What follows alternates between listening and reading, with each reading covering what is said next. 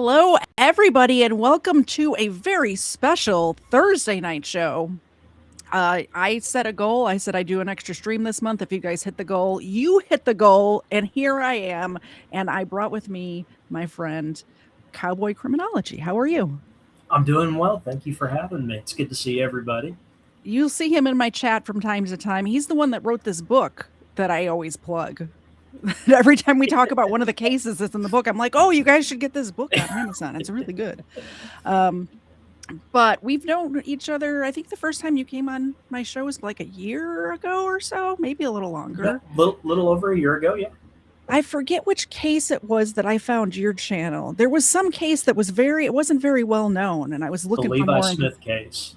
That was it. It was the Levi Smith case. And so I was looking for more information on it, and I stumbled across his channel. I'm like, this guy is really underrated YouTube channel. People need to know about this guy. So if you're not subscribed, his link is in the description below, and I'll throw it in the chat too once we get the video going. But the reason why I wanted to have him on is because you've been in law enforcement for a long time. I don't know how many years.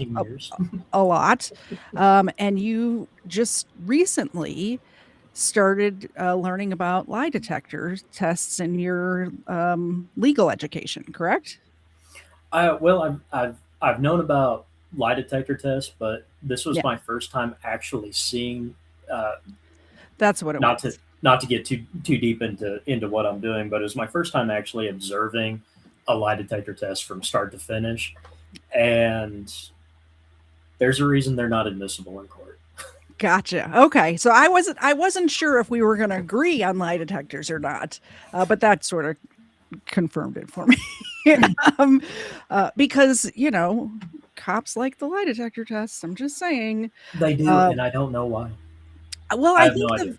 the video that we're going to play today, I think kind of gives away why it's a tool. It's a tool in an investigator's tool belt, and it's not necessary. It's more of a mental thing, but we'll get into all that. I would agree with that. Yeah, that's a great assessment of that. So if you're new here, if you're here from Derek's channel, please subscribe. Why not? I live stream twice a week. Usually it's with my co-host, my regular co-host, Kafer, and we watch body cams and we make fun of dumb criminals. It's kind of fun. It's not as serious as like the topics. The last time you were here, we talked about people like hiding in people's walls and Frogging. Frogging. Yeah. I thought I turned my ringer off. Apparently not. That was a good video though. Yeah, but man, that's some creepy stuff. I can't. Oh, it was super creepy. It was super creepy. That family in Hawaii like came back and he was like trying to like do experiments on them and stuff. It's like crazy. That was wild.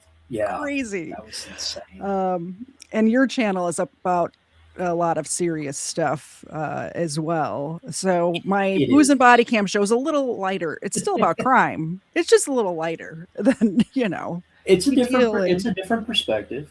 Perspective. Exactly. Mine's more of a master's level education in criminology, and yes, you're a little more levity. Yeah, lot more levity on your channel. Absolutely. Exactly. So let's get into it. This is a Matt Orchard video, and it's called The Lie of the Polygraph. And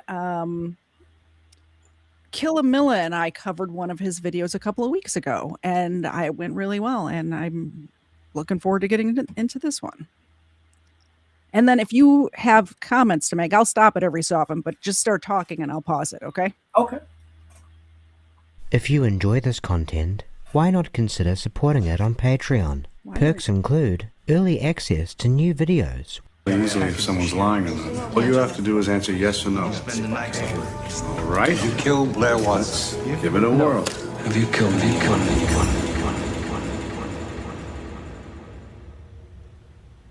The polygraph has become somewhat of an icon in popular culture. The menacing box that can reveal the darkest secrets of the most deceptive souls. But is it a load of bollocks?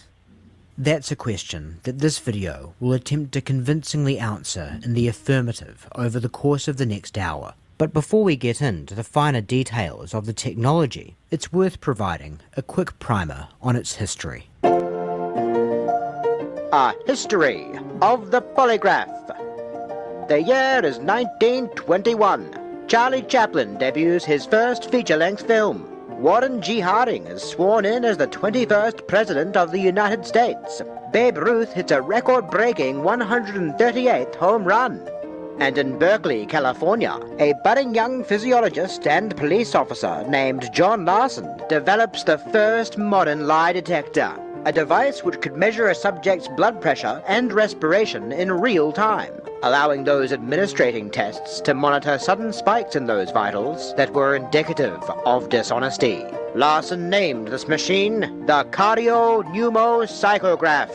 Okay, Catchy, so huh? I like that they're letting us know exactly what it's measuring and like how it works, because I think a lot of Yes. people, especially a lot of there's a lot of dumb criminals, Derek. There's so many dumb criminals.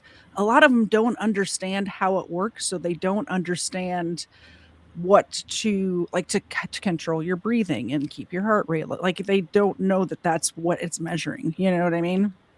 Yeah, and the other side to that is they think they know what to expect, Mhm. and so they go in and they try to do all of those things, and it's very very difficult to focus on what the polygraph examiner's asking, what you're trying to remember, what you're trying to keep track of, and if you're trying to beat the test, you're trying to do all three of those things simultaneously. Also, if you're being accused of a crime that you didn't commit, your heart rate might be a little elevated as well.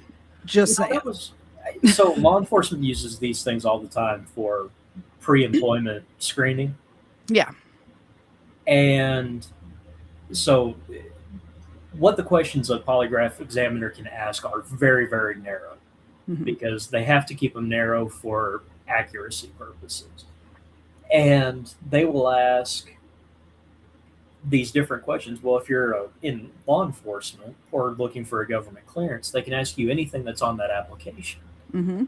And if the one thing standing in between you and getting that job um, that's going to allow you to provide for your family is this little box, yeah, I'm probably going to be very nervous when you ask me specific questions because now I'm thinking, is did I omit anything? Did I answer that Yeah. truthfully and accurately? Like they ask you if you ever stolen anything, and then you write down, well, no. And then in between the time you wrote that on the application, you remember, oh crap, when I was 5 years old, I stole that pack of gum.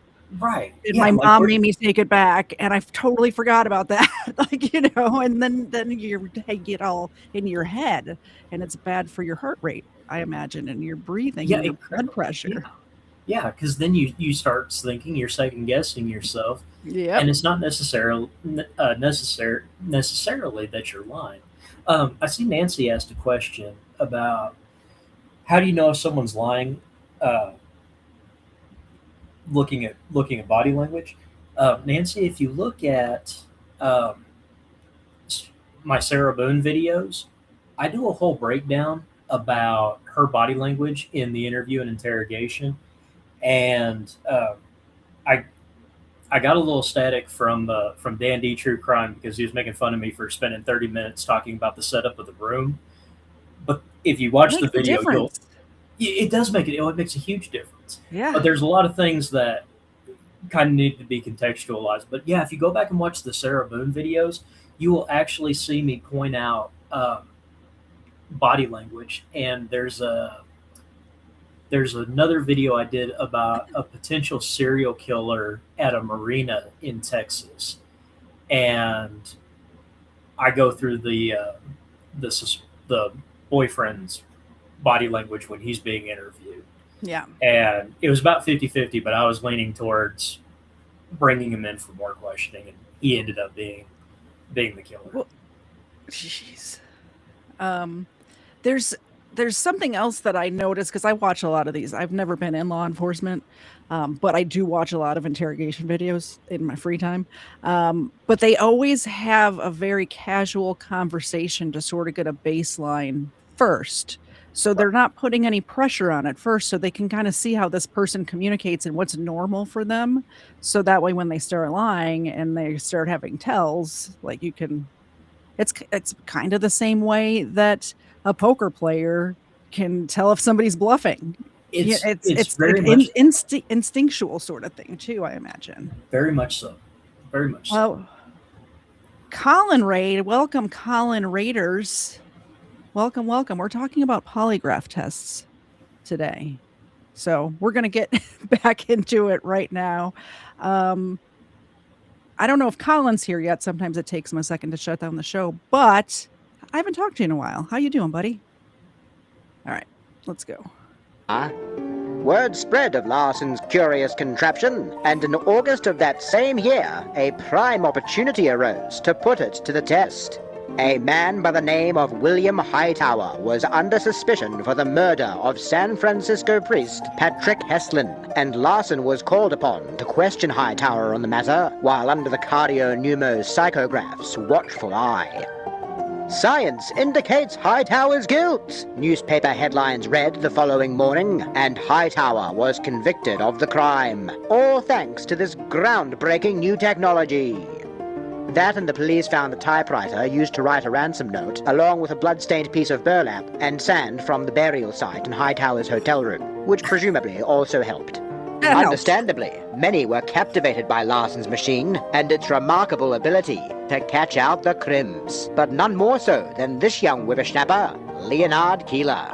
Taken under Larson's wing as an apprentice before he had even graduated high school, Keeler was barely in his 20s when he first constructed his own version of the cardio-pneumo-psychograph. Over a period of time and after several refinements, Keeler had developed a more portable and user-friendly iteration of Larson's device that, in addition to measuring a subject's respiration and blood pressure, was also able to monitor their galvanic skin response, essentially a scientific term for how much a person is sweating, showing more of a flair for mark. So this part, the sweating part, I know a lot of people sweat when they get nervous, but I don't, and I'm assuming I'm not abnormal. And so I assume a lot of people don't have that response to being nervous. Or I sweat when I'm hot. I sweat when I walk upstairs sometimes, but not just from being nervous in general. Yeah, but I mean, I think that's one of the things. What's the ambient temperature in the room? Is it on the warmer side? Because that used to be a police tactic, where they crank up the heat in the interrogation room.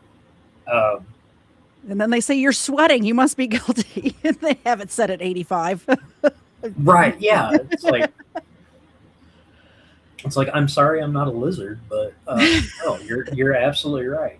But there was a good question in the chat about the metrics involved.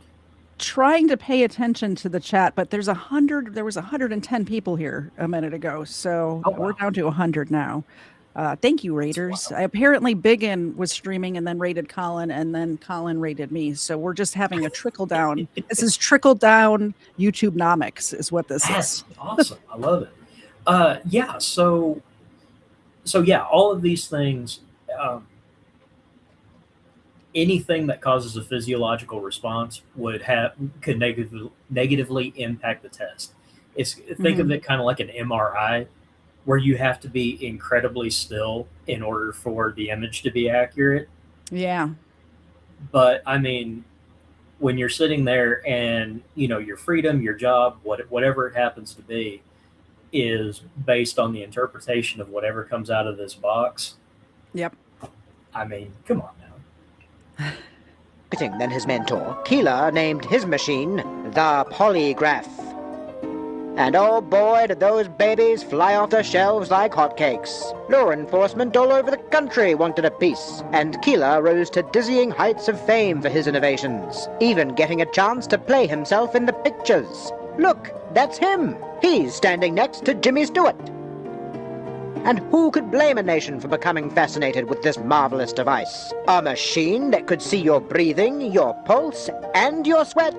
The deceivers of this world didn't stand a chance. And all an innocent man needs. That's an episode I want to do because I'm from Chicago, by the way. What is his name? H.H. Holmes. Yes, the White City killer. Like that's such an interesting case to me. Yeah, that's it. Yeah. Yeah, he had the White Castle. He had that house where he built like chutes and ladders into it so he could just slide bodies to the basement. It was a crazy story if you guys haven't heard it yet. Yeah, it's wild. And it all back for that one. It's an insurance scam is what it boils down to. He was a grifter who, like 90% of his crimes involved some sort of insurance fraud. Yep. He's wild. Needed to do to clear his name was strap himself in. Only some didn't see it that way. Not least so, the courts. In fact, as far back as 1923, not long after John Larson's first version of the device helped put William Hightower in the slammer, the Supreme Court issued a decision on a case called Fry v. the United States that stated that evidence obtained through methods such as polygraph exams could only be admissible once said methods were sufficiently established to have gained general acceptance in the particular field in which they belong. And even in the years that had followed that decision, and with all the additional fine-tuning implemented by the likes of Leonard Keeler, the polygraph could still not be said to have obtained such a status. As a matter of fact, one of the device's biggest critics would wind up being none other than John Larson himself. In the years that followed the invention of his first machine, Larson endeavored to confirm its validity with a variety of experiments and consistently came up short, ultimately concluding that results rendered by lie detectors were totally inconclusive approximately 40% of the time. His protestations of the polygraph's legitimacy fell on deaf ears when it came to the likes of Keeler, however, who continued to promote and profiteer of it until his final days in 1949, where he died of a stroke at the age of 45 after his wife, who had recently left him, died in a plane crash. That's sad. Though Larson outlived his young apprentice by a considerable stretch, his fate was in some ways just as depressing, living in constant torment of his inability to reverse the growing influence of the machine that he had helped create, writing shortly before his death in 1965 that the machine had become a Frankenstein's monster. And with both of its key inventors dead and buried not long after the halfway point of the 20th century, the polygraph's influence over society would not just survive, but thrive, gaining a foothold in all sorts of places throughout the public and private sectors, and touching the lives of millions. The polygraph, the world's ultimate lie detector.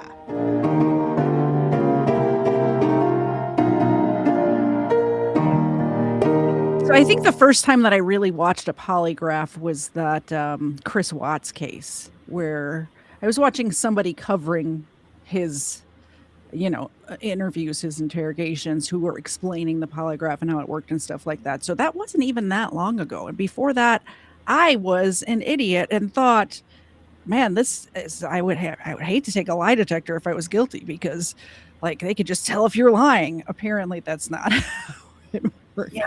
So have you ever watched the show Lie to Me with Tim Roth? I don't think so, no. Oh my gosh. Okay. You have homework. I don't get out much. You're going to like KFAR brings up movies all the time. I'm like, I watch a lot of documentaries. so the show Lie to Me with Tim Roth as the lead is based on the work of Dr. Paul Ekman.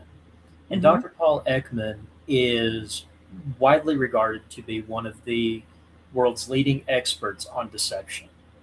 Okay. And there's a great episode in Lie to Me where one of the alphabet soup organizations in the government comes to him with this pocket-sized polygraph test that's supposed to have this just insane accuracy. And Tim Roth goes to this box and he opens it up, and there ends up being like this huge ostrich egg in it. Okay. And he walks over to the guy who's trying to sell his supervisor on this polygraph exam, and he hands the egg to the guy, and he's holding it, and all of a sudden the egg just cracks when he asked him a question. And he said, "Oh, well, according to this tribe, you would have been found guilty." And then all of a sudden you see the guy start backpedaling and everything. That show actually has, because Paul Eggman is one of the creative consultants on the show, very accurate about learning about facial expressions, body language, and things like that. Okay.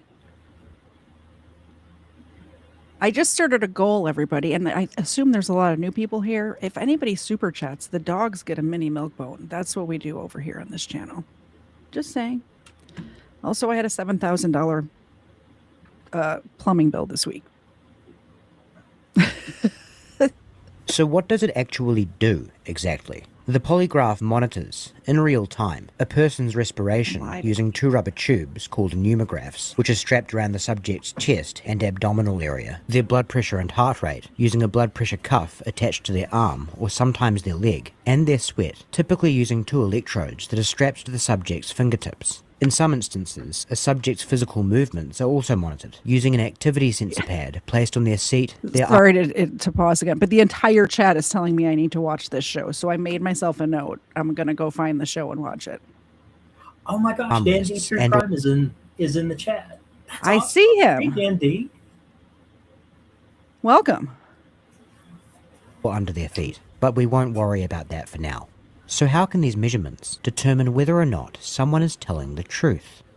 Well, they can't. But before we start beating the drum on that too hard, here's the thoroughly discredited logic behind how they can. During a polygraph exam, a subject is asked a series of questions, categorized as irrelevant, control, and relevant. The subject's physical responses to these questions are fed back to a chart via the instruments we've just gone over. Irrelevant questions are purposely innocuous. Are you sitting down? Is the door closed? Is your name Jack? Etc. There is no reason that these sorts of questions should cause any kind of distress, and so whatever your respiration, perspiration, and heart rate are like while you answer the irrelevant questions is established as your baseline. Control questions are questions that one may often be inclined to lie to, and therefore may elicit a physiological response, but are not directly related to what the subject is being investigated for. Relatively broad questions like, have you ever hurt anyone? Or have you ever stolen anything? Unlike confirming that a door is closed, for instance, knowingly telling... Honestly, the questions, have you ever hurt anybody or have you ever stolen anything, has got to be yes in all cases for every single human, right? So far, that's the first mistake I've seen in this video, or the first mistake I can catch, because modern polygraph exams try to limit those broad questions, like to make you think about a specific incident and not just anything that could have happened in your entire life. Okay. So Legal Fiction donated $10, and around here $10 gets the dogs a duck foot, which are super disgusting, which is why people like to do that to me. So Legal Fiction, thank you very much. So you think it should be more narrowed, like more like... yeah, because did you steal something when you were, from this store at this time or something like that? So it should actually be tailored to what the investigation is. Well, I think what he's saying is these are control questions. Right, but for a control question, you're gonna want something. You're gonna want something that you can control. Are the lights on in the room right now? Oh, gotcha. Okay. What light and so the way I've seen polygraphs done in setting up these types of things, there's like 5 questions that you're going to tell the truth to, and 5 questions you're going to lie to. You're going to say yes for all of these questions, and they're all going to be the truth. And then you're going to lie about these questions, which are obviously observable. Are you in Texas right now? What's your name? Or is your name? Is your name this? Are the lights on in the room? Something like that. Gotcha. Okay. Thank you, Gary Ed 44 for the $2. I did give them a mini milk bone right after their duck feet, which if anyone was listening, you can hear the bones crunching in their teeth, which is extra gross. A lie should be expected to cause some level of distress. Distress that will be reflected in the vitals that are monitored by the polygraph. How you react to the control questions will be used as a point of comparison for how you react to the relevant questions. Relevant questions are exactly what they sound like. They're the questions that are pertinent to why you're sitting in a chair with a bunch of uncomfortable crap strapped all over your body in the first place. Are you responsible for murdering that woman? Have you been sharing state secrets with foreign nationals? Did you steal that stapler from the supply closet? And so on. The ultimate tell that someone is lying to a relevant question is when their physical response to it is greater than their response to the control questions. Here is an example of a modern digitized polygraph chart. The two blue lines up here represent the subject breathing in and out. The green line is their galvanic skin response, the sweat, and the red line is their cardio tracings, monitoring their heartbeat as well as increases and decreases in their pulse rate and blood pressure. The black line toward the bottom is monitoring their movement, but again, don't worry about that for now. The green and red boxes, marked C and R, respectively denote where a control or relevant question has been asked. The white boxes indicate irrelevant questions. This is a desirable result. As you can see, the cardio and DSR tracings don't spike notably on the relevant questions, and the respiration rate stays nice and even. And here's a chart where someone got themselves in a bit of trouble. Note when this relevant question is answered, their GSR... Whoever's this is was in a bit of a tizzy when they were answering the questions. Holy cannoli. It looks like a spirograph. Yeah, it does. Oh my gosh. has a big spike, and their cardio tracing ramps right up. Then by the time they get to the control, their cardio is evening out and their perspiration is beginning to abate. So what do you think one fundamental objection to this methodology might be? A glaring one that might have been in the back of your mind for a while now is how can these spikes be attributed to deception? How can you separate a spike brought on by nervousness or embarrassment, for instance, from one caused by knowingly telling a lie and worrying you might get caught? The answer is you can't. It really is that simple. There is absolutely no area of science, let alone polygraph technology, that differentiates between lying-related sweat and lying-related spikes in cardio activity, and sweat and cardio activity brought on by any number of other factors. Polygraph operators and companies will often deny it's this simple, and say that there are ways their device can make such distinctions. But the thing to note is that it invariably ends there. Maybe he was uncomfortable with the question. No. No. You will never get an explanation as to what those mechanics are and how they work, or in the rare event that some kind of explanation is offered up, it will... Why, first of all, I'm not about what he's saying, but why, first of all, are we watching this guy with his first name and job title on his shirt on Comedy Central? Who is this Yahoo? Who's this guy? I think this was just a skit, but it's a great segue because you will have law enforcement agencies, they love asking people to take polygraph exams. They love it. And because their idea is our polygraph examiner is so good, he's going to be able to tell if you're lying. Yep. And I've had individuals that I've known through my law enforcement career call me up, talk to me about different types of cases, and say, yeah, he's agreed to take a polygraph exam. I said, yeah, because he's going to pass. No, we know he did it. How? How do you know he did it? If you knew he did it, you wouldn't need him to take the polygraph test. Yeah. They all say the same thing. Nobody can beat the box. Nobody can beat the box. Predictably, as the Cowboy criminologist said, this person's going to come in, they're going to ace the polygraph exam, and now what? Yeah. And then they're like, then all of a sudden it's, well, we still know this guy did it. Well, no, you can't have it both ways.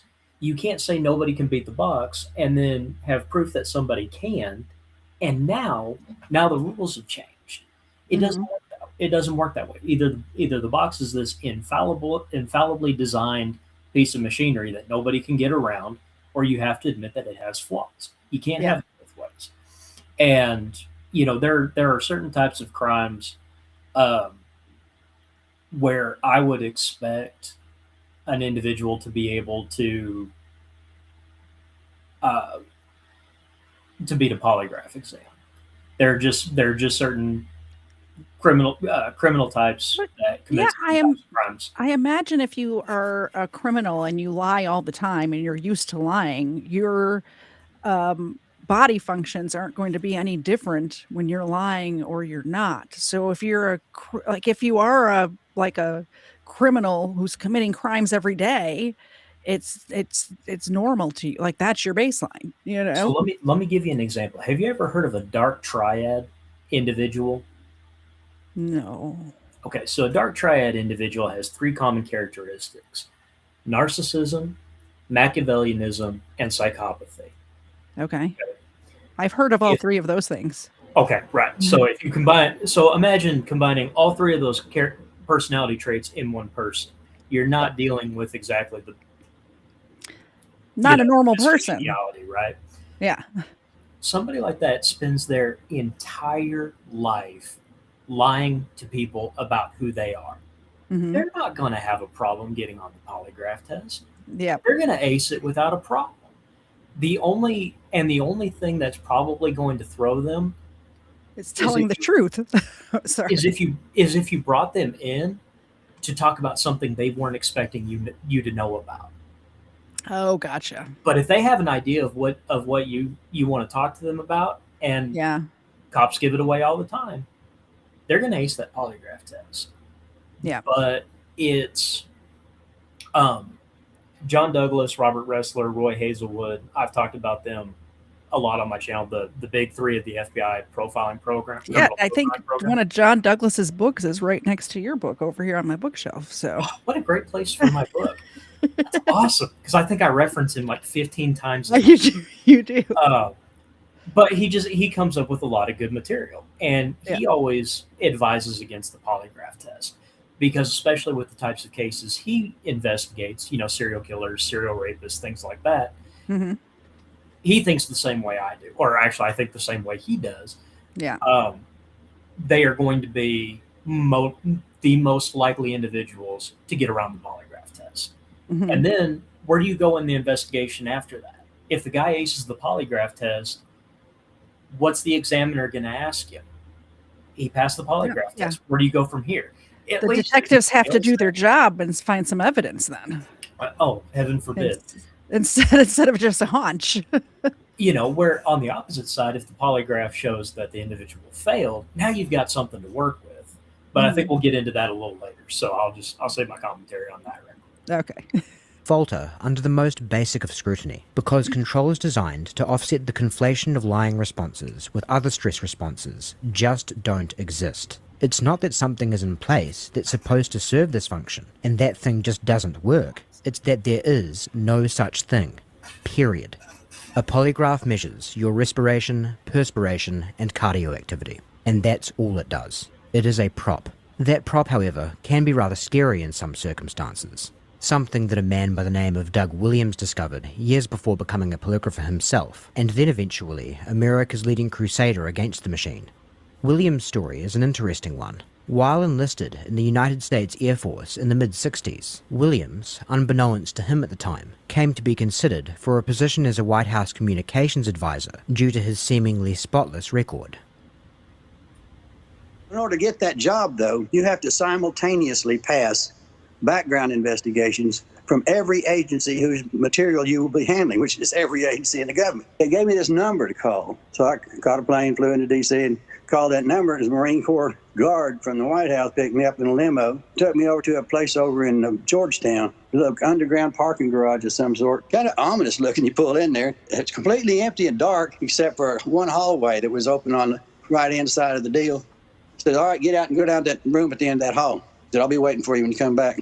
I walk in there, and this big, fat, bald guy smoking a cigar, claimed he was from the CIA. He was sitting there with his old gray government desk, leaning back in his little roller chair, and had a chair for me with armrest on the front of the desk. And he had the instrument. I didn't even know what the fuck it was. It just had tubes out of it, and straps and what have you, and dials and needles. And he said, sit down.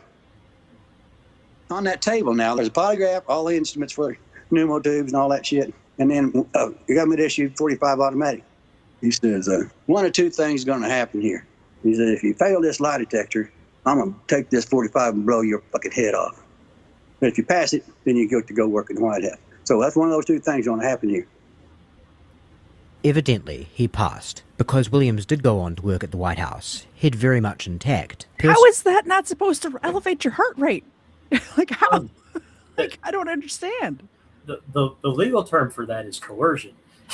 Yeah. And the Constitution and the Supreme Court take a very, very dim view of that kind of behavior. I'm wondering now, just hearing this story, I bet my husband has taken polygraphs before just for his security clearances and the jobs that he had after the military, maybe in the military. I don't know. You were a Marine too, right?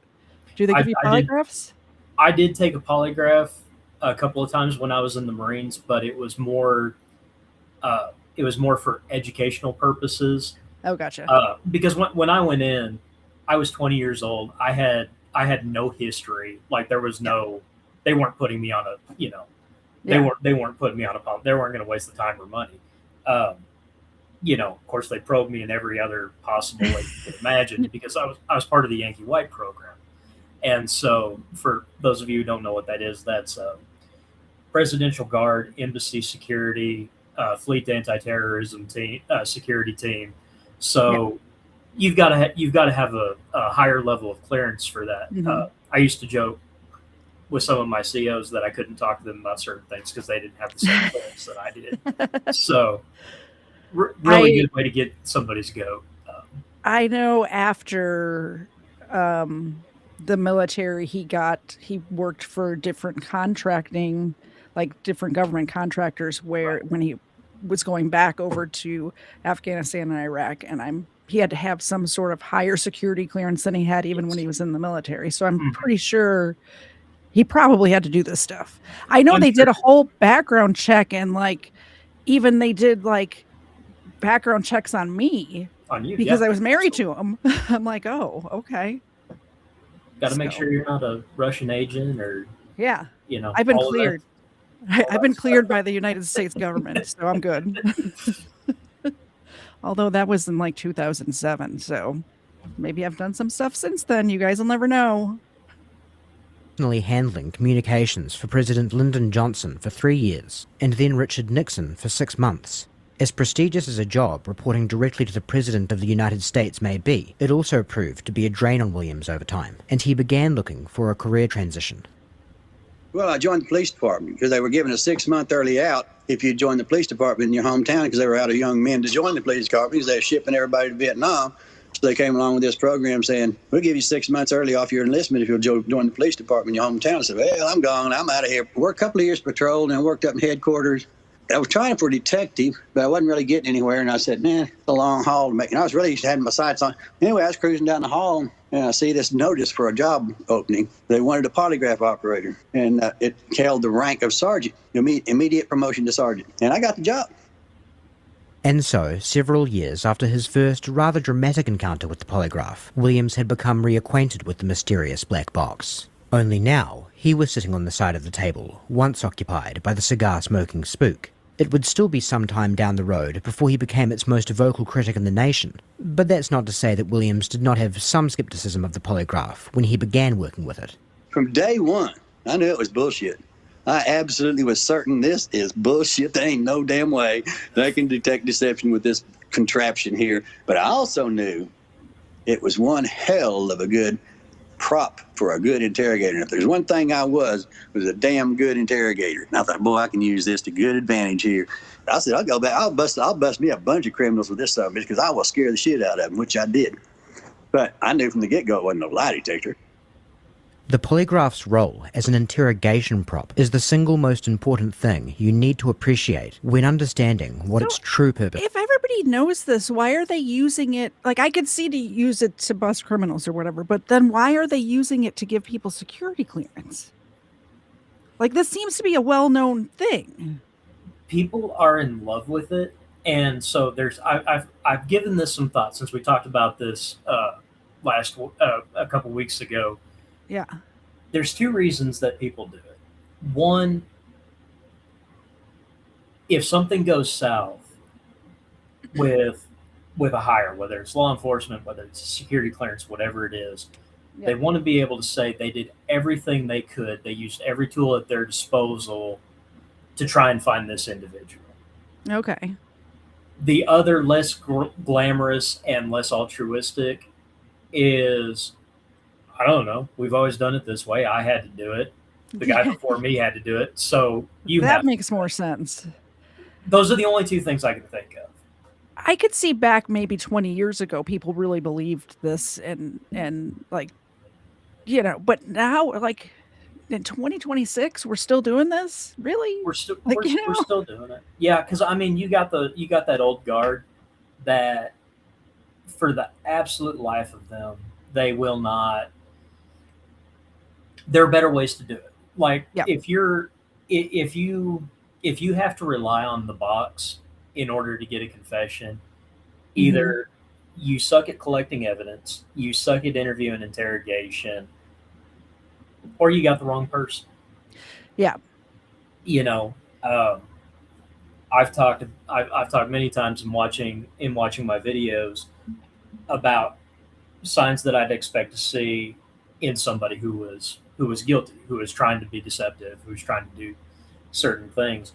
I really need to find a video that shows somebody telling the truth, because somebody who's being accused of a horrific crime Yeah. acts completely different. Like there's nothing but shock, and that shock goes away really quick, and it turns to anger, and like not just vocal, like y'all better get more people in here because this dude's about to tear this place apart. Kind Okay. of, it's a completely different thing. Okay. I really need to find some videos that show that. I'd be interested to see that too, because we always see the ones of the, you know, all of Yeah. the interrogations of, you know, Sarah Boone or Chris Watts or all of the cases. But I was watching one today. I like to have something on in my headphones all day long, pretty much. And it was some woman who was drunk driving in Myrtle Beach and killed a bride and groom on their wedding day or something like that. And boy, she was something else. I'm telling you what. So it wasn't even like one of these big cases that everybody knows about, but there's so many of them, but it's always the ones that end up then going to trial or confessing and whatever, and they're guilty. But we never see the ones that are being accused, and then, you know, they really weren't the person. You know my favorite interview and interrogation video of all time? Stephen McDaniel. I was going to say that. That's my favorite too. I covered him on my channel. That guy, I saw him on the news, and when I saw him go ghost white, I said, "There's your killer." Yep. And my dad just kind of laughed at me, and he's like, "What are you talking about?" I said, "He's the killer. That's him. He's the one." There's no doubt in my mind. And my dad just kind of laughed it off and everything. But he came back to me a few hours later. He goes, "You know, you were right about the Beltway snipers. You were right about Natalie Holloway. You were right about." I'm going to give you the benefit of the doubt on this one. Yeah, Stephen Daniel wasn't too far from where I am that happened. That's a horrible case. I know. You've done a show on him, haven't you? I have. Yeah, 2, I think. Because I did one where we just watched the interrogation because, man, that's a good watch. It's such a good watch. And those, the cops, the red shirt cop and then the other cop, they're just such good old boy, like, detectives, and they knew, you know, but their tactics are a little bit different than you would get in, say, New York or Chicago or somewhere like that. You know? Yeah. And that goes to, and part of being a good interrogator is be authentic. Yeah. Be authentic to where you're at. It doesn't do you any good if you're in small town Georgia to try to act like, a LAPD or NYPD detective. It's not gonna, like, Exactly. People are gonna see through that. But Stephen McDaniel, like the way he just sits there in the interview room, I'm like, man, this video could be an entire case study. It is. I mean, it is a master class in just composure. Like, he does not move a muscle the whole time. And like, even when the officer's like, well, just relax, put your hands on the table, he just goes like this and then just doesn't move them again. He does what the officer tells him to do, what the detective tells him, and then freezes again. It's if you guys haven't watched that, go watch it. It's a little creepy to watch. much. Super creepy. And Because he's I looking cannot. straight ahead the whole time. And the detective's like, look at me. And the way he turns his head and just goes, it just locks like on him. Michael Like, Myers, Chucky "Oh." vibes. Yeah, the I whole got thing. chills just thinking about it. Yeah. Yeah. I wish they would have strapped him up to one of these. That'd be fun to watch.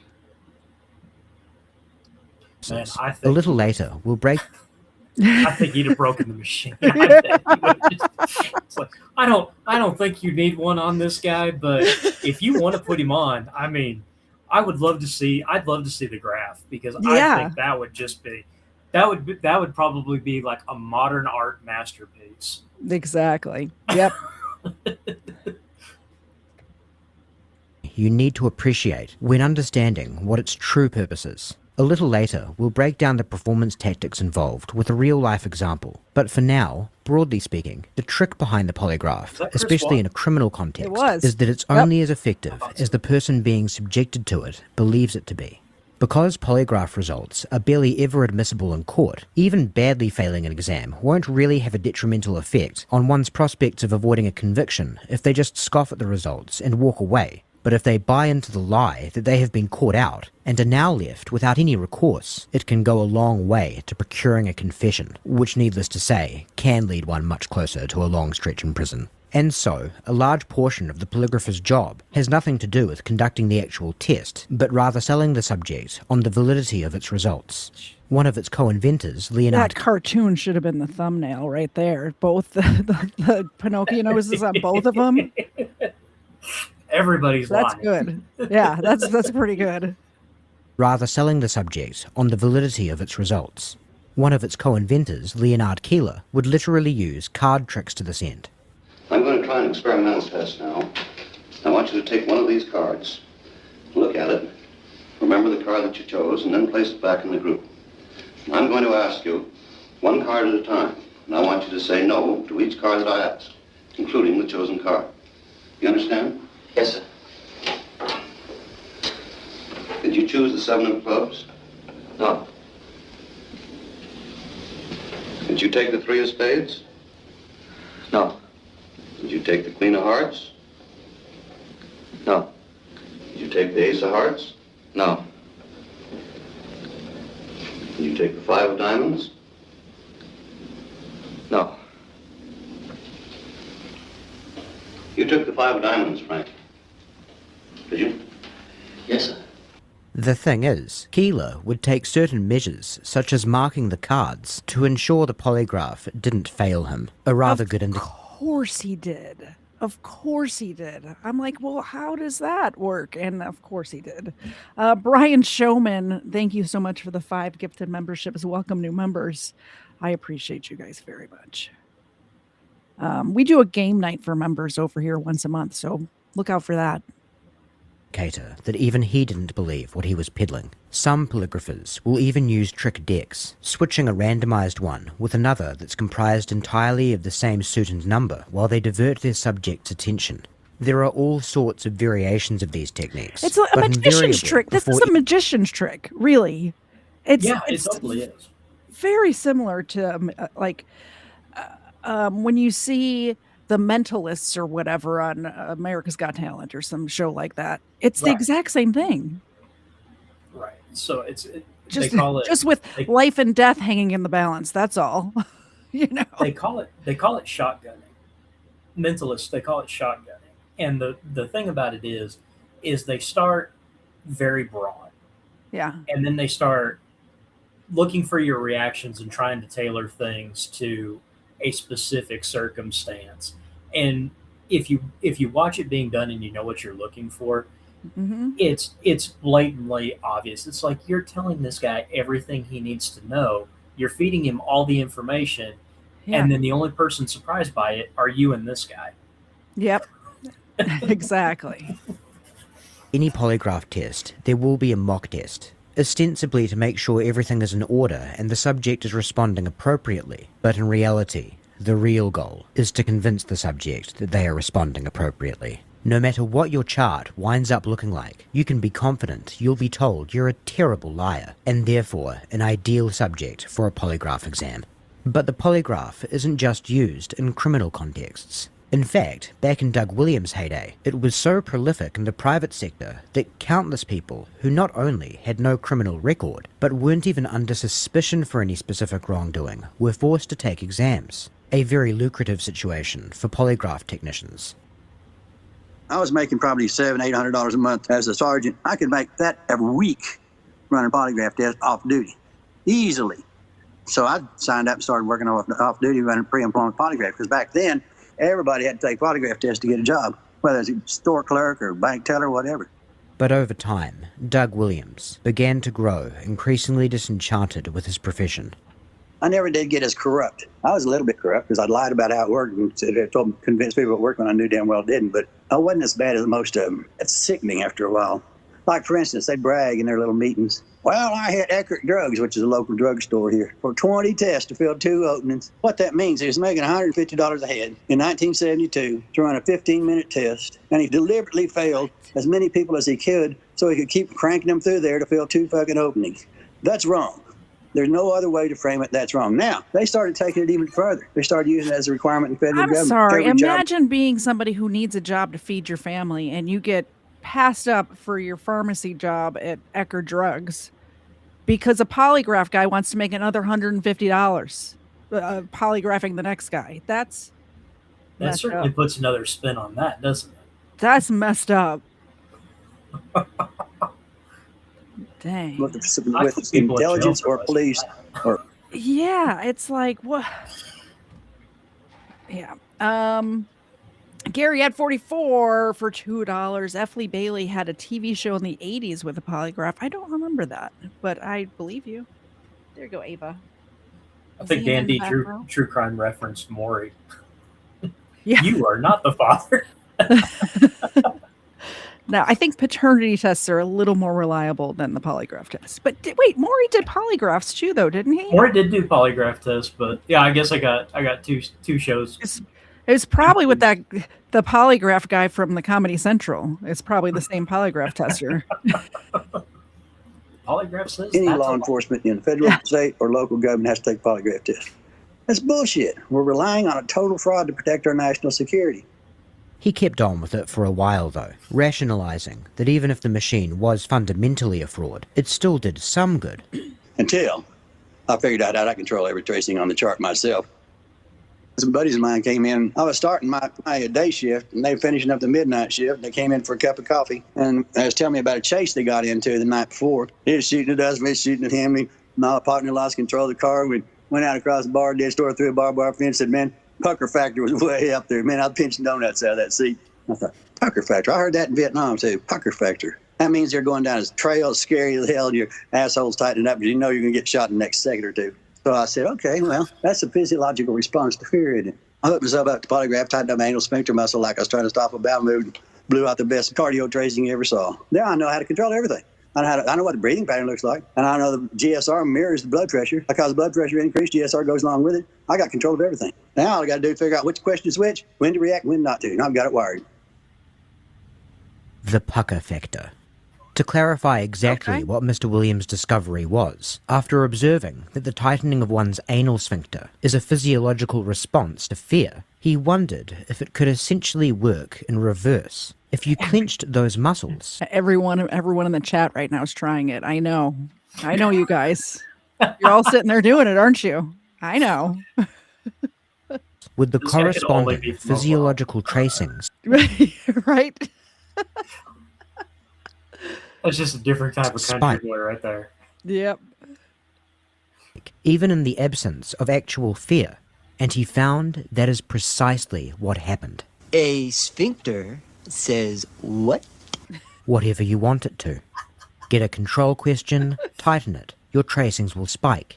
Get a relevant question, loosen it. Your tracings will relax. Now, your responses to the controls are greater than your responses to the relevance, and therefore, in the polygrapher's eyes, you're telling the truth. But hold on, you might say. Regardless of guilt or innocence, why would your reaction to a generic control like, are you an honest person, be greater than your reaction to a question that's relevant to what you're being investigated for? Well... We can't sit here and evaluate the polygraph technique because it's bullshit. What we got to do instead is we got to say, okay, what are your rules? What do you say constitutes a perfect, truthful charge? They say, and they act accordingly, if you have no reaction on any relevant question, and you have a reaction on at least one control question, then you have passed the test, truthfully. Because why? Because that little squirrely question about whether you ever stole anything from someone who trusted you bothers you more than all the really important questions. Don't make sense, but that's the way it is. They're mixing apples and oranges. There's no way you can compose a control question that has the same emotional impact as a relevant question. They try to do it, but it doesn't work. So we're not going to evaluate their technique. I can do that myself. I teach people how to play by their rules and produce what they say they want to see. That's how they make the game played. That's how we'll play it. And that's exactly what Doug Williams dedicated the rest of his life to doing, teaching people to play by the polygraph's stupid rules and win. He quit his job with the police force, started living out of a 67 panel truck he dubbed Moby Dick, and supported himself by working odd jobs between roaming the country to give seminars and distribute his manual, How to Sting the Polygraph. He also appeared on a variety of national news programs, including a segment on 60 Minutes in 1986 that featured a rather revealing experiment he helped orchestrate. Okay, I can watch you breathe. Known about this since 1986. That's more than I was thinking, like 20 years. We knew about this, but apparently way longer than 20 years. It said at the beginning of the video what that fry case was in like 1921. Yeah. And they didn't think it was scientifically valid then, and here we are in over 100 years later, 105 years later. Yeah. It's still not valid. It's still not valid in court. Wow. But I'm just surprised that it was on a national news show in 1986. Like, I could see the stuff back then. It probably wasn't as publicized, but this is a national news show, and people still, I don't know. It's beyond me. I can watch two fingers sweat, and I can watch your heartbeat. How can I presume to say that I can tell whether you've lied? So, can a lie detector tell whether someone is innocent or lying? We went to a CBS-owned magazine, Popular Photography, to help us find out. 60 Minutes researcher Janet Tobias posed as the personnel assistant for the magazine. She called polygraph companies and told them a Nikon camera and lens had been stolen, and that she needed their services to help find the thief. In fact, no camera had been taken, but 4 Popular Photography employees, aware of what we were up to, agreed to take lie detector tests. Oh, I like Julia, where this an is editorial going. secretary, Bob, a part-time secretary who also sings in a rock band, Lorraine, who is a production editor, and Paul, who helps put together the proof pages for the magazine. Their only assignment was to tell the truth. For 2 hours, Kevin Cassidy of Spartan Security Services tested Julia and then Lorraine. Last week, did you steal that Nikon 2000 camera and zoom lens from the equipment? No. He said neither of them had stolen the camera. But earlier, when Cassidy first arrived, we had given him a tip. We told him the thief might be Paul. Paul didn't know that we had implicated him.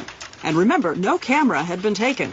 Last week, did you steal that Nikon 2000 camera and zoom lens from the equipment room? No. You had any trouble with the local? He told Paul, you come up very shy as far as truthfulness goes. He even filed a report which said that on key questions like, did you steal that Nikon 2000 camera and Nikkor zoom lens from the equipment room? Like, quote, I wonder, first of all, poor Paul, by the way, he did nothing wrong. But I wonder if polygraphs like this have led to, and I'm sure they have, this is, I guess, a rhetorical question, but led to false confessions. Okay, like so if they think that I did it and the machine is saying that I did it, well, maybe I did do it and I just don't remember. Like, I'm just going to tell them what they want to hear because they know something I don't know. So I did a bunch of legal research and I found a case here in Texas that a new trial was ordered after a post-polygraph confession was deemed to be coerced. Yeah. And so there's like 4 elements that the appellate court is going to look for: the amount of time of the interrogation, the setting. And so even though this individual came in voluntarily to take the polygraph test, the polygraph examiner, you failed. Tell me what we need to know. Yeah.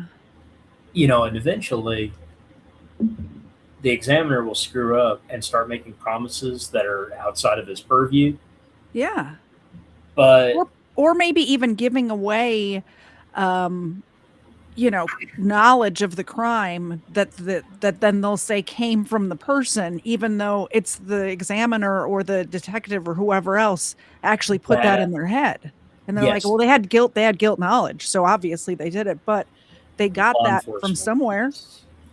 Law enforcement it's a horrible habit with a lot of veteran and a lot of rookie detectives. Yeah. What is this word? Pentanol? Pentothal. Pentothal harms. Yeah, Well, useless. Polygraph equals safe. Oh, like the drug, sodium pentothal truth serum. Yeah. Sorry, reading's not my strong suit, obviously. Thank you very much for the super chat, though. The dogs also appreciate it. Look at Xena back there, just showing her ass. There you go. Thank you very much. I appreciate that. It is felt that the subject was deceptive. After having one innocent employee pegged for stealing the camera, they then ran the experiment 2 more times using 2 other polygraphers, tipping them off to 2 different employees respectively. And just like the first time, in each instance, the person the polygrapher had been tipped off to yielded a chart that indicated they were being deceptive. This highlights another significant problem with polygraph methodology. The big selling point of lie detectors is that they remove the folly of human bias in favour of scientific verification. We don't need to worry about the imperfections of a person's intuitions anymore, because now we have a machine unburdened by such things. But in reality, a polygraph is very liable to serve as an extension of an investigator's confirmation bias, rather than a modulator of it. If a polygrapher suspects the subject they're testing, or knows that the people who have sent this person to them think they're the culprit, that can have a subconscious effect on things like the tone of the polygrapher's voice when they ask the relevant questions, which in turn can have an effect on how nervous the subject feels when answering them.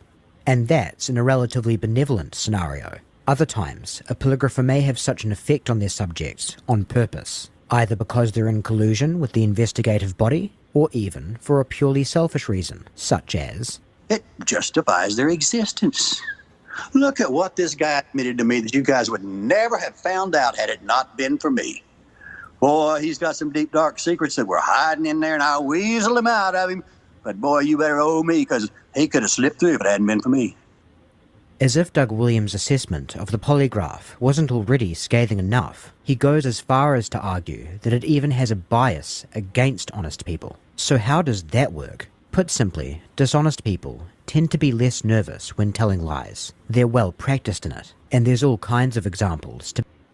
Yes? Did you have your hand raised? No, I was... I'm sorry. Oh, you were just reacting to this. I thought you were... I didn't see your other hand. I was just reacting to exactly what we had just talked about Yeah. how people like this are going to be less nervous. And it's like, exactly. What John back up Douglas this book do you theory. have? Just What's that? What John Douglas book do you have? Is it Mindhunter? I think it is. I don't know. So John Douglas always made a point of whenever he did an analysis for a police department on a crime that where behavioral profiling could be helpful. Yeah, I always told them to keep your opinions to yourself. If you feel like you have to tell me, write it down on a piece of paper, put it in a sealed envelope. I don't want to be biased by what your thoughts are. And for this exact reason right here. Yeah.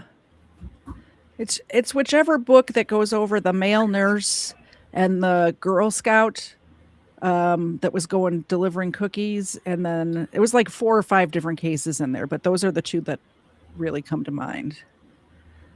Yeah, it was like it was out east somewhere. The Girl Scout delivering cookies and got pulled into a house. Yeah, that was horrible. And then there was a male nurse in that too that killed a bunch of people. to name a few. CIA officer Aldrich Ames was arrested on charges of espionage in 1994 after being discovered to have acted as a double agent for the KGB for just shy of 10 years. He had regularly passed polygraph checks for the entirety of that period. Defense Intelligence Agency analyst Ana Montes was arrested in 2001, also on charges of espionage, having acted as a spy for Cuba since joining the agency in 1985. She had regularly passed polygraph checks for the entirety of that period. Yeah. Edward Snowden was responsible for leaking a trove of classified documents from the NSA in 2013. This video will make no argument one way or another as to the righteousness of his actions, but that they were in breach. I mean, I'll make an argument for the righteousness of his actions if he doesn't want to, you know. People needed to know what was going on, so I don't know. His security clearances is beyond dispute. He passed multiple polygraphs before fleeing the country in advance of his disclosures. Throughout the 1980s and into the 1990s, dozens of women began disappearing and then winding up dead around the Green River and other dump sites throughout King County in Washington state. At one point in the long-spanning investigation, a cab driver named Melvin Wayne Foster came onto the radar of authorities after actually contacting the police, wanting to help. He had some suspicions of certain colleagues. Investigators spent a considerable amount of resources scrutinizing Foster as a significant person of interest, executing a thorough search of his home on 2 separate occasions, and keeping him under 24-hour surveillance for several months. To be subjected to that level of inquiry, you might think that there must have at least been some rather eye-raising circumstantial evidence around Foster.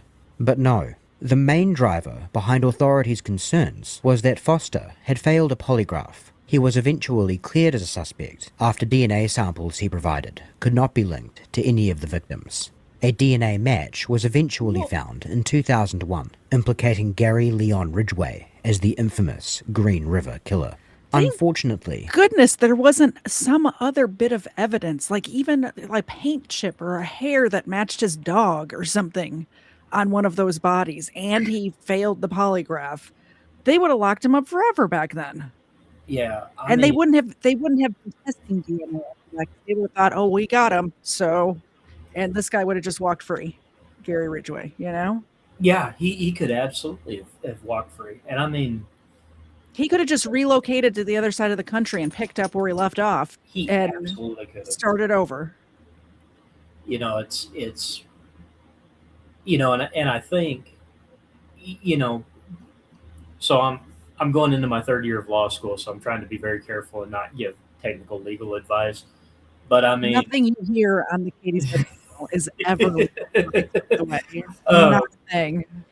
But I mean, if you know the only thing that's going to clear you is DNA evidence, I mean, you know, but yeah, I mean that just kind of bolsters how subjective the polygraph results truly are. Yeah, exactly. That's crazy. Yeah. Ryan's saying but the polygraphs aren't allowed in the courtroom. Yes, but if every single detective working that case believed it was him, who knows what kind of evidence would just show up at that point. You know what I mean? And the problem is you get law enforcement officers are just terrible about this. They lock on to the easy suspect. Yep. Well, I mean, just like any murder mystery whodunit you've ever done, it's never the usual suspect. Never. Sometimes it is. Sometimes it's the husband. I mean, sometimes the wife poisoned the husband. Sometimes, you know. Right. But you got some cases like so I was working a burglary one time, and one of the officers was reviewing surveillance footage, and he locked onto this one guy. And I said, what makes you think it was him? Well, he was the only one in there after hours. How much of the video did you watch? I watched 2 hours of video. He comes in and he comes back a little later on. Did he take anything? Because I mean, the things that were missing were pretty substantial. Nothing you could fit in your pocket. Right. So, but you watch 6 hours after that, and all of a sudden you see the guy who actually stole the stuff. And they are not let's just say nobody's going to confuse them for twins. Okay. Yeah. And so, he locked onto the easy suspect. He locked onto Yep. the person, and I think a lot of it had to do because he was a college age kid. He thought he could intimidate this kid into giving a confession. Yeah. They brought him in, questioned him for 2 hours, came to me, and they're like, "We didn't get anything out of him. You didn't get He anything. didn't do it. He didn't do it. Yeah. I told you he didn't do it. I told you he was a waste of time." And so, Yeah. it's But now imagine if that person that he logged onto just happened to be a little bit lower IQ or something of that oh yeah, nature, oh and yeah, then was in there for 2 hours or longer. or didn't And think that the bag that was specially set out for him, mhm. because it was like a care package, something that he was entitled to. What if he mistakenly thought he wasn't supposed to take that when he took it, Yeah. and that's what he thinks he's being asked about, and then all of a sudden he's confessing to something that he legitimately had a legal right to. I mean, that's Yeah. that's the scary part. It's a problem. It's a huge problem. It can't be said that he got away for that long because he managed to avoid raising any suspicion whatsoever during his career as a serial killer. He had become a suspect as far back as 1984, but investigators ultimately decided to move past him. After all, he did pass a polygraph. Over the years, the polygraph's prevalence in wider society has thankfully receded significantly. The Employee Polygraph Protection Act, passed in 1988, has put severe limitations on its use in the private sector within the United States, meaning if you have a run-of-the-mill occupation, like retail for instance, you can rest assured you will not be subjected to one as part of an application process or a routine check that you're not stealing merchandise. That's not to say that there are no circumstances where the average citizen might find themselves hooked up to one. Polygraphers offer their services to couples who might be experiencing issues of distrust, for instance, and those under suspicion of a crime are often asked to take one. Regular polygraphs are also sometimes a term of probation, and all kinds of government employees, especially those with security clearances, still have to tolerate the sham and all the risks of baseless accusations and undeserved punishments that come along with it. Claims are made, of course, that the technology has improved over time. But just as with the claim that polygraphers have ways to distinguish between a lying reaction and other fight or flight responses, specifics are never offered up for that claim. The modern polygraph perhaps tracks vitals a little closer to in real time than the original model, and now they're charted digitally as opposed to on scrolling paper, but that's it. The core tech really is the same as it's been for 100 years.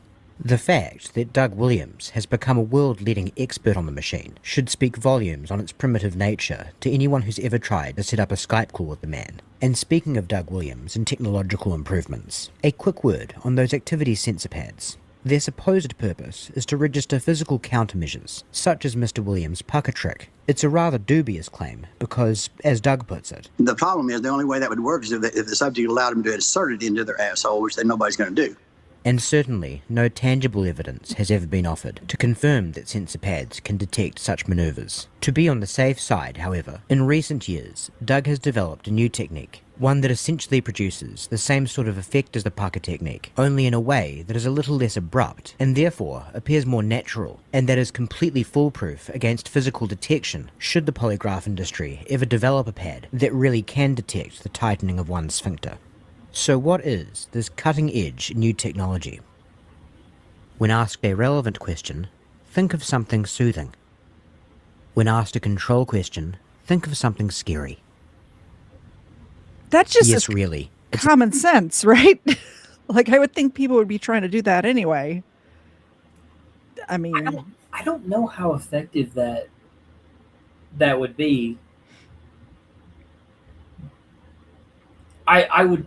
I'm going to give a little credit where it's due. I think a good polygraph examiner would be able to recognize that response is out of character for that question. So I don't know that I'd necessarily use that as the gold standard. well, here's what I'm wondering. If you're counteracting the spike, Like, I'm wondering if instead of it being abnormal, it just brings everything level, if that makes sense. That's a good question. Instead of being opposite, it just kind of brings everything in. Right, where nothing appears even. Yeah. That's a great question. I'd love to get an answer to that.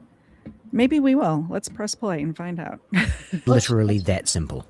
Well, okay, maybe not literally. You do need to practice disassociating with the content of the questions, training yourself to simply label them as control and relevant before visualizing accordingly. Williams has even developed some hypnosis routines to help condition people into giving the appropriate response with little conscious effort. Williams claims that he's batting 1,000 with this current method, so even if perhaps you couldn't pass a polygraph right this second with just the instruction of relevant question calm thought, control question scary thought, besides a little practice, there really isn't much more to it than that. And if you still want some evidence as to the effectiveness of Doug Williams' methods, the actions of the federal government should serve as a rather compelling testimonial. In 2013, they decided that they had had enough of his countermeasures and targeted Williams in a sting operation, sending an undercover agent to get training in concealing admitted wrongdoings when applying for a job with US Customs and Border Protection. According to Williams, they went beyond even that level of entrapment to build their case against him. They couched it in terms of that I was doing this so that I could defraud the government or get a guy a job that he wasn't qualified for. And they literally lied about everything. Like, for instance, this first guy called me and begged me. He just begged me and begged me and begged me. In fact, my lawyer was marking it down 21 times. I told him no. I got to learn. Please help me. I'm going to pass this. 21 times I said no because it was fishy to me. I smell a rat, I said. There's something wrong here. I'm not going to help you do this. Finally, he says, to conclude our conversation, well, man, I'm not trying to beat anything. I'm not trying to get away with anything. I already told him everything I did. I looked the other way when my friend brought in some coke. I just don't want to be accused of something I didn't do, so I got to learn how to pass the test. That changed my mind. That's called exculpatory evidence that I had no intent to help him lie, rather help him prevent being falsely accused of deception. However, when they played that tape in court, that exculpatory evidence was strangely missing. With his back against the wall, Williams ultimately decided to... I know, I kind of believed him up until right now. I almost don't believe. I mean, I don't know. Maybe we should hook him up to a lie detector and find out. Yeah, now his credibility is kind of... The government does weird stuff sometimes.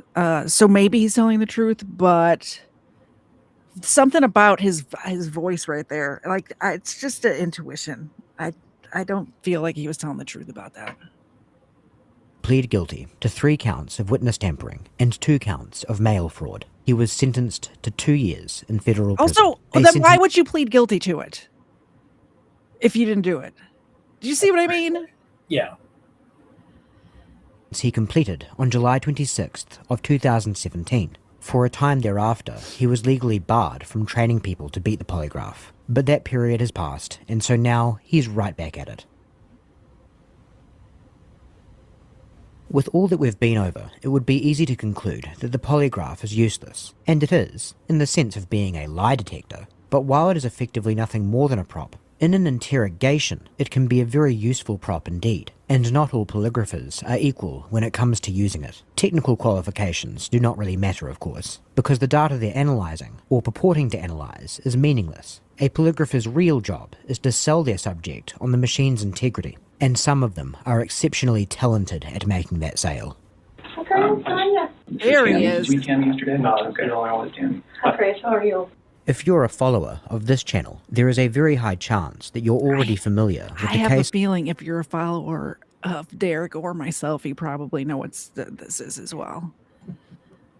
Of Chris Watts and his polygraph exam administered by CSI agent Tammy Lee. She's as really a quick good. Primer for anyone watching this video who is not, Chris Watts murdered his pregnant wife and 2 young daughters in August of 2018. At the time of this interview, the bodies of his family had not been found, so their official status was still missing, and Chris Watts was merely a suspect, albeit the only one who was really being taken seriously. There is absolutely no question as to his guilt. So while the polygraph industry has largely served as the villain of this episode, Agent Tammy Lee is obviously not the bad guy in this room. But we will be analysing this footage, not to make a call on who is or is not a bad guy, or whether or not they're guilty, but rather to put everything that we've been over into the context of a real-life polygraph exam. Again, there's a high probability you've seen this footage before, but when you did, you may have been watching it while under the impression that you were witnessing a monster being caught out as a liar. Today, you'll get to watch it through a different prism, that of a monster being conned into a confession. So go ahead and have a seat right here, Chris. Sit on this? Yep, I know. I'll explain what that is here in a little bit, but you don't have to worry. It's not on or anything right now. It's not gonna buzz you or anything. Never. Unlike the menacing man in black, He might like that, so, you know. sitting in a smoky room archetype, such as the one in Doug Williams' story about being screened for security clearances in the 60s, Agent Lee takes the approach of using a light touch. When guiding Watts through the polygraph, she adopts a reassuring, almost maternal demeanour. And perhaps one of the reasons that the Watts interrogation has developed somewhat of a cult status among fans of this sort of footage is that this approach is brutally effective beneath its sweet surface. I've never done this before. I know. A lot of people haven't had polygraphs before. It's not like a normal thing that people go through. A lot of people, like obviously in law enforcement and places like that, they have to go through polygraphs for their job. But other than that, most people never take a polygraph in their entire life. So, well, and I think that's totally awesome that you're here today. I mean, I commend you. We do this in all of our missing person cases, so don't think that we're just singling you out like, oh my gosh, they want me to take a polygraph. Anytime, someone was the last person to see people or, they're... You know what drives me nuts, Derek? I watch these investigations all the time, and in body cams a lot too, where if somebody refuses the polygraph, the detectives automatically think they're guilty as well. And if I was accused of anything and they asked me to take a polygraph, I'd laugh in their face, whether I did it or not. Like, you know what I'm saying? I would too, because I know it's not admissible. And first off, you can't even compel somebody to take a polygraph test. So I don't know. And I guess that's what always trips me up is like, I take that back. I think I know why they do it. So they come in voluntarily, they take the polygraph, they end up giving a confession. It's like, you don't have to be there. They can't compel you to take the test. It's not admissible whether you pass or fail. You could have just shut up and left. But do you want to know why they do it? Why I think they do it? They want to know what law enforcement knows. Yeah. But I think they get so lost. Like I said at the beginning, they're trying to keep track of their lie. They're trying to keep track of all this other stuff. And that's a lot of pressure, and people crack. But I think the best way to avoid that situation is not to be in that situation. Absolutely. But let's say something happened to Mr. Zed, and they're looking at me like I did something to him, and they asked me to take a polygraph, and I'm like, no. I know way too much about polygraphs. I'm not doing that. That's dumb. Yeah. They're going to spend their man hours and their resources still looking at me and not catching whoever actually did something to him. And that would bother me a lot. So, yeah, and that's a great point. It's just it becomes a waste of resources, and and you've heard the schoolyard taunts. Oh, well, if you don't have anything to hide, you shouldn't be afraid to take the polygraph test. How about we don't waste time on something that you can't use in court? Why don't we waste time on something that's actually going to prove your case? Yeah, go find some evidence. Yeah, do that. I know. Shocking, right? The missing person case, we start from the inside and we work out. I mean, that's pretty much what we do. So I've done polygraphs on the Jessica Ridgway case. I don't know if you were here for that. The name sounds familiar. The girl that went missing in Westminster and all that, and then just the one that we had in Thornton last year or the year before. So we do this all the time. So please don't think that you're being singled out. Like this is one way that if you didn't have anything to do with it, that we can let the investigators know, the people that really do need to know, that are looking for your wife and your little girls, to let them know, like, you know what, don't focus on Chris, focus over here, because obviously we've already cleared him, he's good to go. now focus on the real person that did come through this, you know, Okay. to Shanann and the little girl. So, okay. And you're going to know the wording to all of the questions I'm going to ask you on the test before we even take the polygraph. So don't, a lot of people come in here and they think, oh, they're just going to, you know, attach all these components to me and then just start asking me random questions that I've never heard before, and of course I'm going to react to that. That's not at all how polygraph works. And yeah, you're actually going to probably know more about polygraphs than anyone before you leave here today, just because I explain everything to you and how everything works, okay? Obviously, you're probably nervous about taking today's test. Honestly, I would think something is wrong with you if you weren't nervous about coming in here to take a polygraph. Even if people are like, I don't have anything to hide, it is nerve-wracking. I want you to have confidence in the fact that if you had nothing to do with this disappearance, like, we're going to find that out today. There's actually only, you know, nervousness or anxiety cannot cause you to fail a polygraph. A lot of people think that too, that if they're really nervous that it could cause them to fail. If that were the case, no one would be allowed to take polygraphs because every single person. Yes. Okay, so this is something that salespeople are taught, is to get somebody's head subconsciously nodding in agreement with everything you say. And I don't believe I've ever seen his polygraph examination, but I'm watching her and I'm watching him, and I mean, he is just going along, just eating up everything she's telling him. Sure is. That's wild.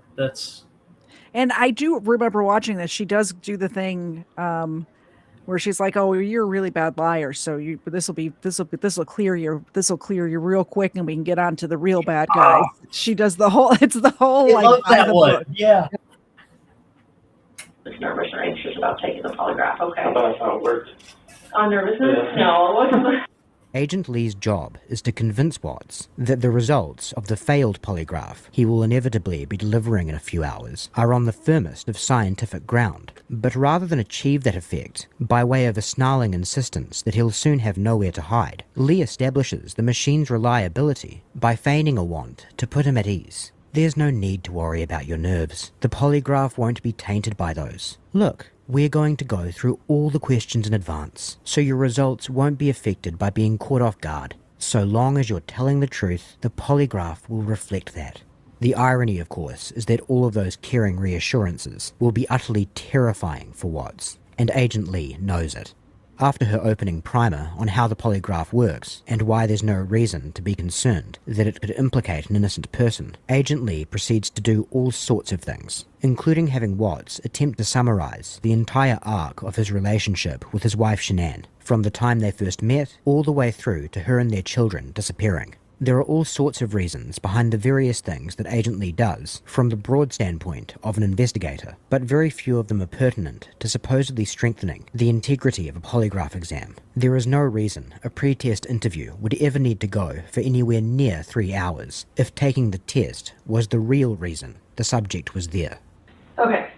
So you're going to be taking what's called a directed lie polygraph. So what that means is there are going to be questions on the test where I want you to lie. Remember when we said that there were all kinds of variations on Leonard Keeler's card trick? The directed lie test is one of them, and Agent Lee's execution of it is absolutely textbook. Because I want to see what your body looks like when you tell a lie on the test. Okay. I know it seems kind of weird, but you're going to know which questions these are, and they're going to be easy to answer. So it's going to be like, they're all going to start with before 2018. So this first one is before 2018. Did you ever lose your temper with someone you cared about? We've all lost our temper with someone we've cared about in our life. So I want you to think about, you don't have to tell me what it is, but I want you to actually have that moment in your mind when you actually lost your temper with someone you cared about. Okay. Whether it was with Shanann, whether it was with your parents, whether it was with your children. I mean, it could be with anyone, but it was Shanann. So even when I first saw this polygraph test, are people losing their temper all the time? I can't remember any time I've lost my temper with somebody. Like in my whole life. So, I don't know. Maybe You've never lost your temper with anybody? Not where I like I got mad at somebody, but I just leave. When I get, I don't, lash out or, yell at, I don't. No. Not at all. Maybe I'm the weird one. I don't know. No, I can't think of a single time where I, lashed out at somebody. Say no. People have done horrible stuff to me too, and I'm just like, all right, see ya later. Yeah. You know? Right. Yeah. Yes, so you're going to actually lie to that question, since we all have lost our temper with someone we cared about before.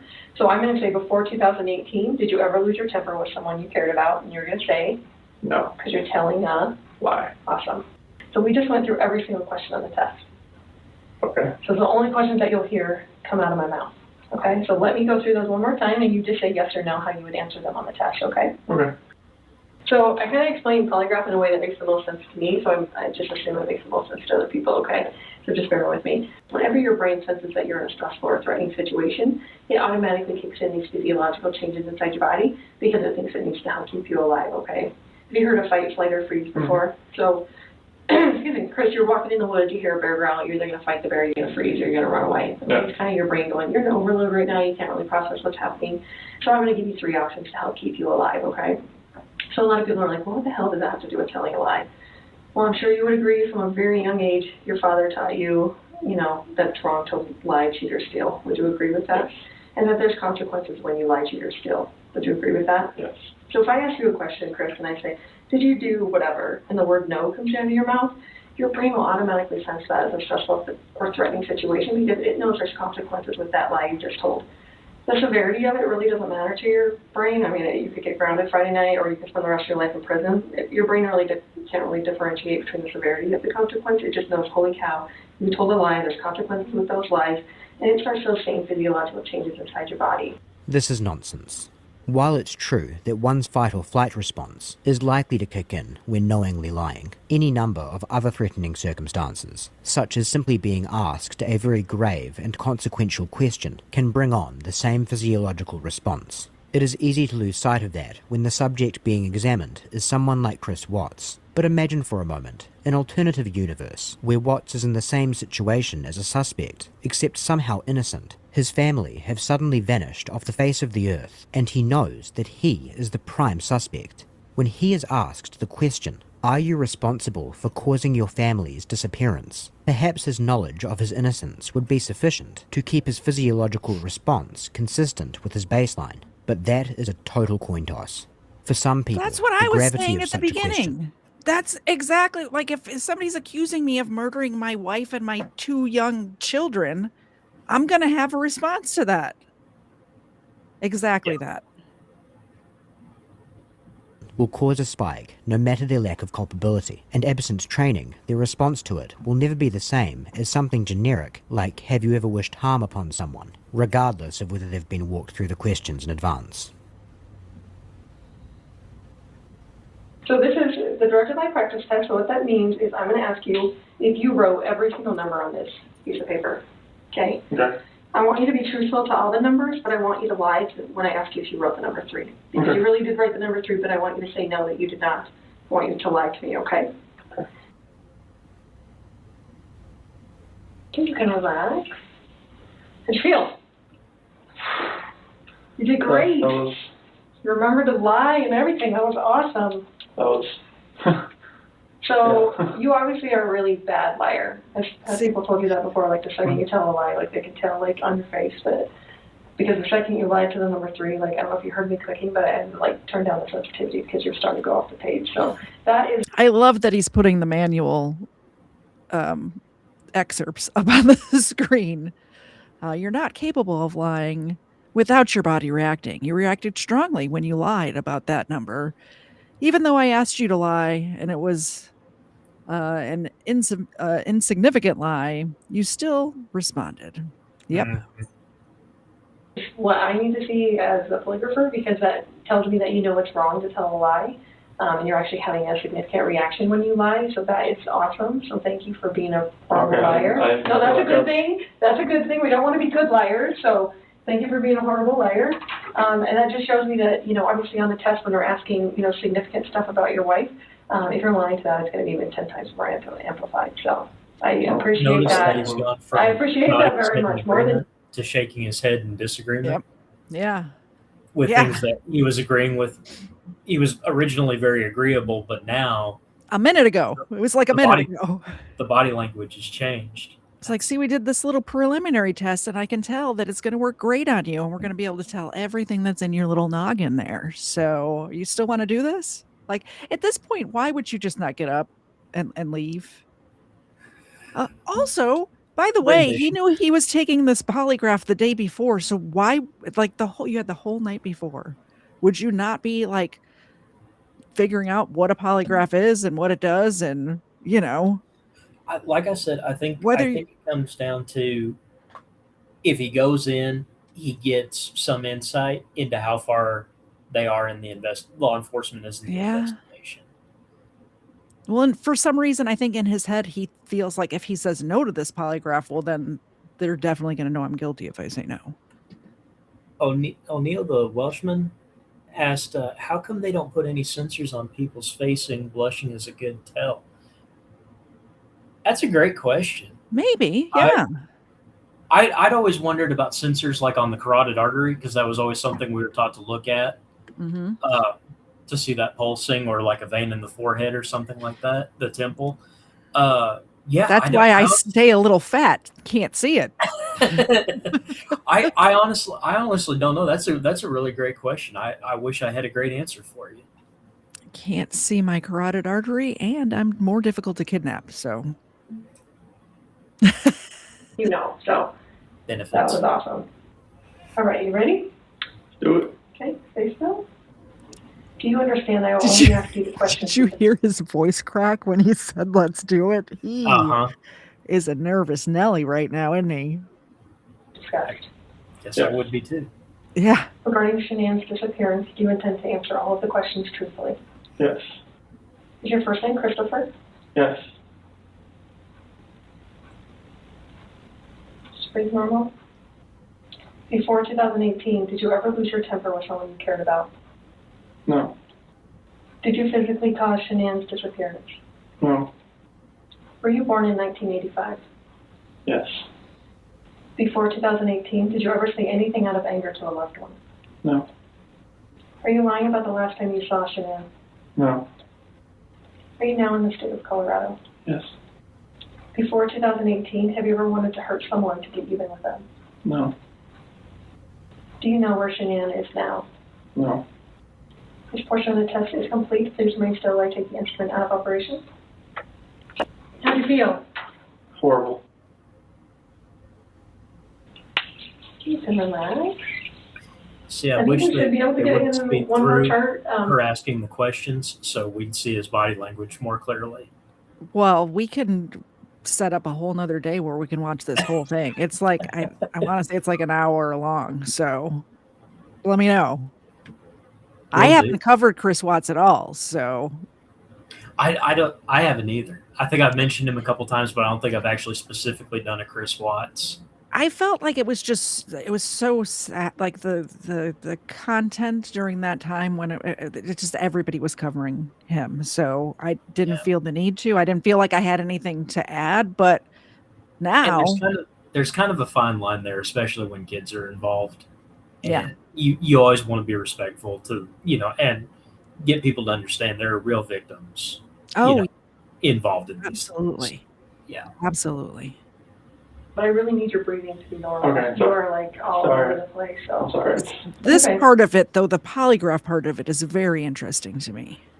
Just like with Stephen McDaniel, that Lauren, I can't remember her last name, but Giddings. Yeah, Lauren Giddings was a real person who had a real future and she was just starting off but people forget about that because he's such a weirdo. But him being such a weirdo is the part when I covered it, I wanted to, that's what I was looking at. Yeah. Like sometimes I feel like I'm not breathing enough and I'm like, like that. I don't want to do that. So. Yeah. I just need it as normal as possible and not so fluctuated, okay? Okay. She's good. I'll give her. All right, how'd you She's feel? good. Same as all of it? I think it was the same through everything. For you? It's kind of hard to relax. No, I get it. Do you think the polygraph examiner being a female was intentional in this case? Maybe. I mean, maybe that's just who they had on hand, and it's just her style. Her style worked well in this case because she has that motherly sort of. It did, and that's kind of why I'm asking. Yeah. Like, because of the crime he's charged with, bringing in a woman approximately the same age, Yeah.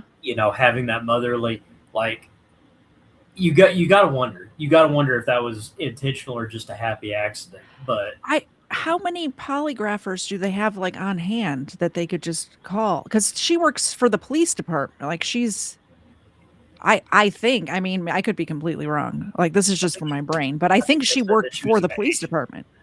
I think they said she was an agent, so I think she might be Oh, with the state police. Maybe. And Yeah. maybe she just goes to like some of these smaller Goes where communities. she's needed.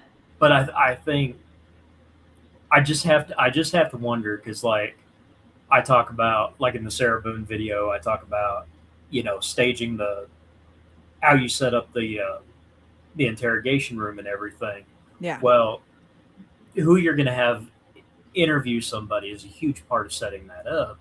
So in this case, I just have to wonder if that was intentional. If it is, it's a great job on law enforcement's part. It's fantastic.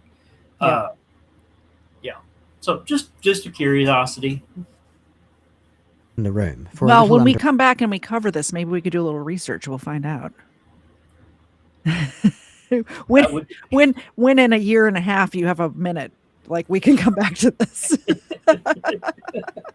I'm trying. I know you're busy. Tammy Lee and FBI agent Graham Coder go over his results. Polygraph charts do not take anywhere near this long to analyze. It's rather commonplace for a subject to be left to stew over how their test might have come out in order to build anxiety for the post-test interrogation, especially if they're under heavy suspicion of being guilty.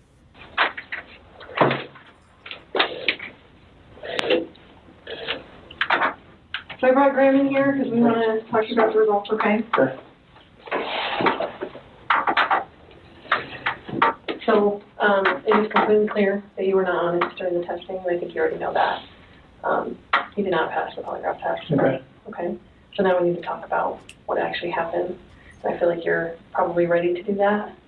One thing to note about the Watts interrogation is that the investigators will never actually show him his charts. It may well be that's just because they didn't see the point, and there's nothing to read into there. We are talking about a man with no previous criminal record, who is now in the process of trying to get away with murdering his entire family. It would not be surprising if his GSR and cardio tracings went through the roof when he was asked the relevant questions. Then again, we are also talking about a man who was able to compose himself enough to strangle his wife and then smother his 2 children one after another before disposing of their bodies and beginning a normal workday. Maybe this is the kind of person whose vitals don't spike in extreme situations, just like Gary Ridgway. Ultimately, we're in the same situation as Chris Watts, in the sense that we only have Agent Lee and Coder's word to go on here. As a thought experiment though, assume he did in fact fail his polygraph. And then, imagine a scenario where he passed it. Is there any reason to believe that things would unfold differently from what we're watching now? Nope. The wife and 2 children from a family with no known enemies have suddenly vanished into thin air without appearing to take any valuables with them. Chris Watts is the sole suspect. Can you imagine if he had returned a truthful chart? Lee and Coder would currently be sitting across from him, telling him he passed with flying colours, and it looks as if they need to move past him in their investigation. Or do you think this whole process could play out just as we're about to see, even if Watts was hooked up to an empty shoebox during his exam?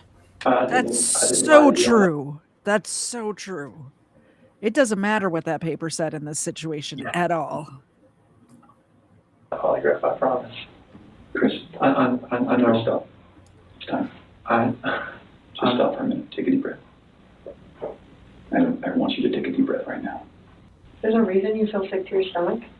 And when people hold stuff inside, it makes you physically ill. And I can just tell on your face, I could tell from the second you walked in that you were wanting to just come clean and just be done with this. And I appreciate that because you knew sitting down in that chair that you weren't going to pass today, and you knew I was going to find out because I told you that.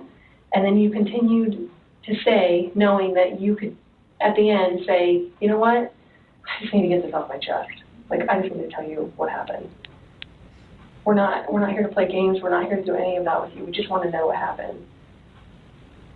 So can you start from the beginning and tell us what happened? Everything that I have told you, I did not lie on this polygraph. I don't know how much I could tell you right now. Like, I did not. It's not even an option right now because you did not pass the polygraph, so I know you were being deceptive. So also, that's not even the minute they start accusing you and you're not in custody, you need to get a lawyer, man. What are you doing? Why are you not saying, okay, I can talk to you again if this is what you're accusing me of? We can talk again later, but I'm going to go hire a lawyer and then I'll come back with him or her, you know. And you know what's interesting is the people who confess, they always stay. They always stay even though they know they can leave. And I think it's like, well, if I get up and walk out, I look guilty. Well, I mean, looking guilty is not a standard of proof in any court of law in the country. So yeah. So well, I mean, like, just so everybody knows, it's not that I want him to get away with it. I think because I could never see myself in this situation where I actually have done something like this. I'm putting myself in those shoes, thinking like, if someone was sitting across the table from me saying I failed a polygraph and you've obviously done this, I'd be like, wait a minute.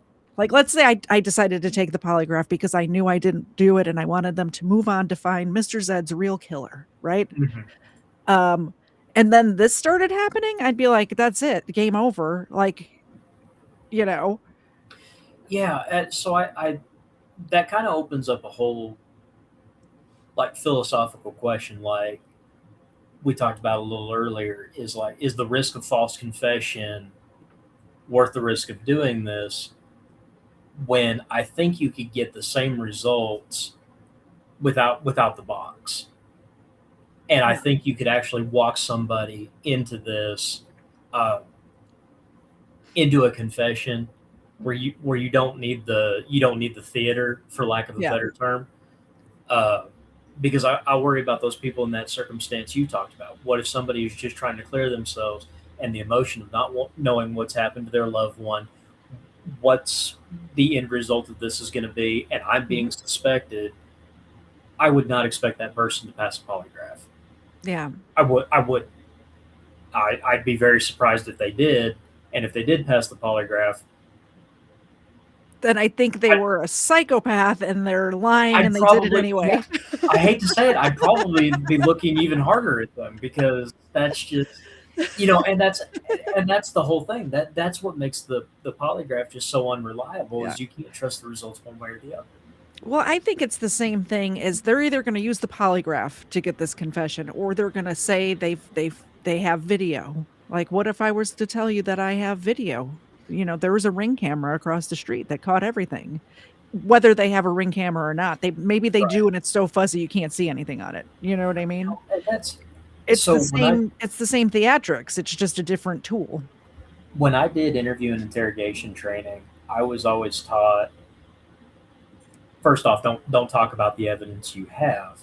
Yep. And two, unless you get to a point where you're stalled, the only time you bring up that evidence is when you actually have it, when you can actually confront them with that evidence. I know you said there's no way possible your vehicle could have been seen at this location at this time. Here's the ATM footage from that intersection that shows your vehicle.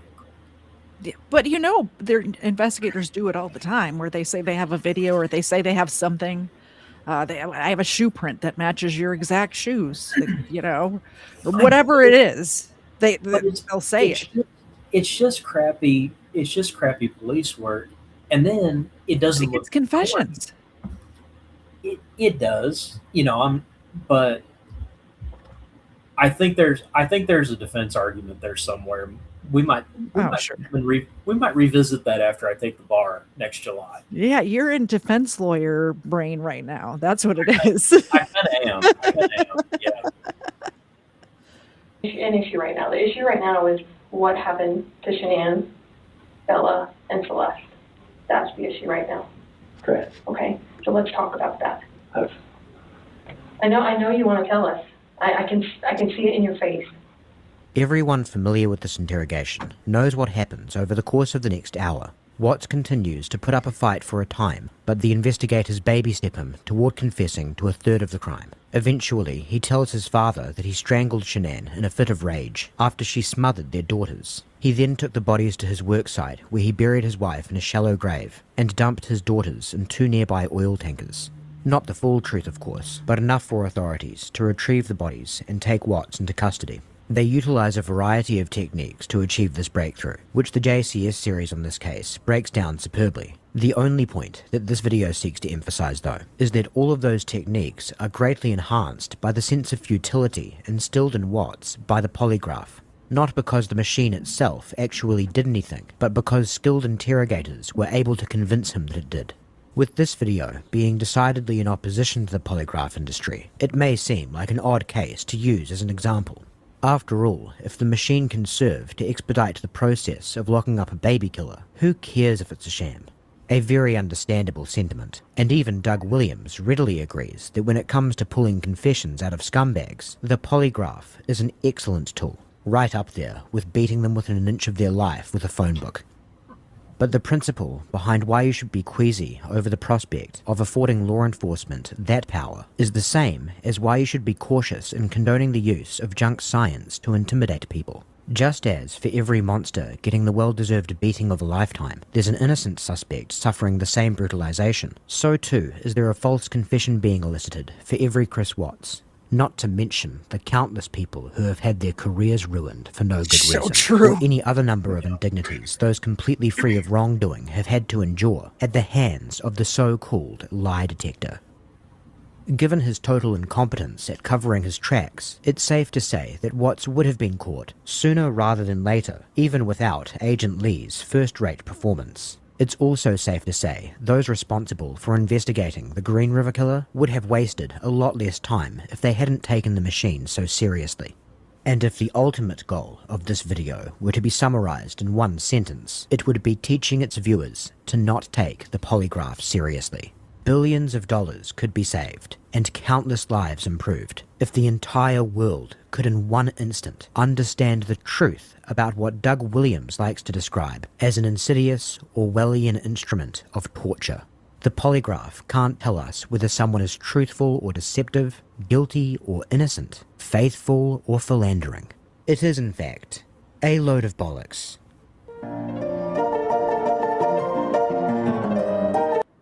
Well, that was interesting, and he hit a lot of the points that we talked about in the beginning, too. I sure did. You know, Stacey brings up a really good point about the flock cameras. That's a big hot button issue right now. Do you know in 1950 what the average rate of solved homicides was? Like 30% or something, wasn't it? 96%. Oh, was it? I thought it was way lower. Because I know it's about 50% now, right? No, now it's about 25 to 30%. Really? And a big thing that people are blaming is law enforcement using technology. They want DNA, they want all this stuff, which is great. You know, it corroborates exactly what your theory is. But as law enforcement has become more technologically minded, they've lost a lot of the investigative skills. And so the flock cameras, it's just a continuation of the in-car computers where, you know, officers have abused that technology for years. Mm-hmm. And when new technology comes out, well, now a jury's not going to right now a jury won't convict if there's not DNA or some sort of yeah, you know, very difficult. Like video. Well, now it's going to be, well, if the video didn't pick it up, then how do we know? And I think people like misunderstand what the flock cameras are actually for. Like, they're supposed to be to track vehicles in like homicides, active shooters, you know, law enforcement, but that's not what chases, and that's not what they're doing. Yeah. And so like anytime I've had to run a criminal history for, you know, background investigations or criminal investigation, I had to go to my dispatcher. I had to get them to run the criminal history. My name was attached to it, and they had to explain why I was asking for it. Yep. And there's a lot of people who do that stuff and they try to cover their tracks. Flock cameras need to have that same level of security because not everybody needs access to that. And when that tool is being abused, it completely corrupts people's faith in law enforcement. And let's face it, in the last 8 or 9 years, the relationship between law enforcement and the community has been shaky at best. A little shaky. Yeah. Yeah. Exactly. So, I mean, why in the world would you want to advertise such an abuse like that over petty tracking your child's boyfriend or girlfriend? Really? You Yeah. don't have anything better to do with Yep. your time? And there's And somebody who needs to be out of the office.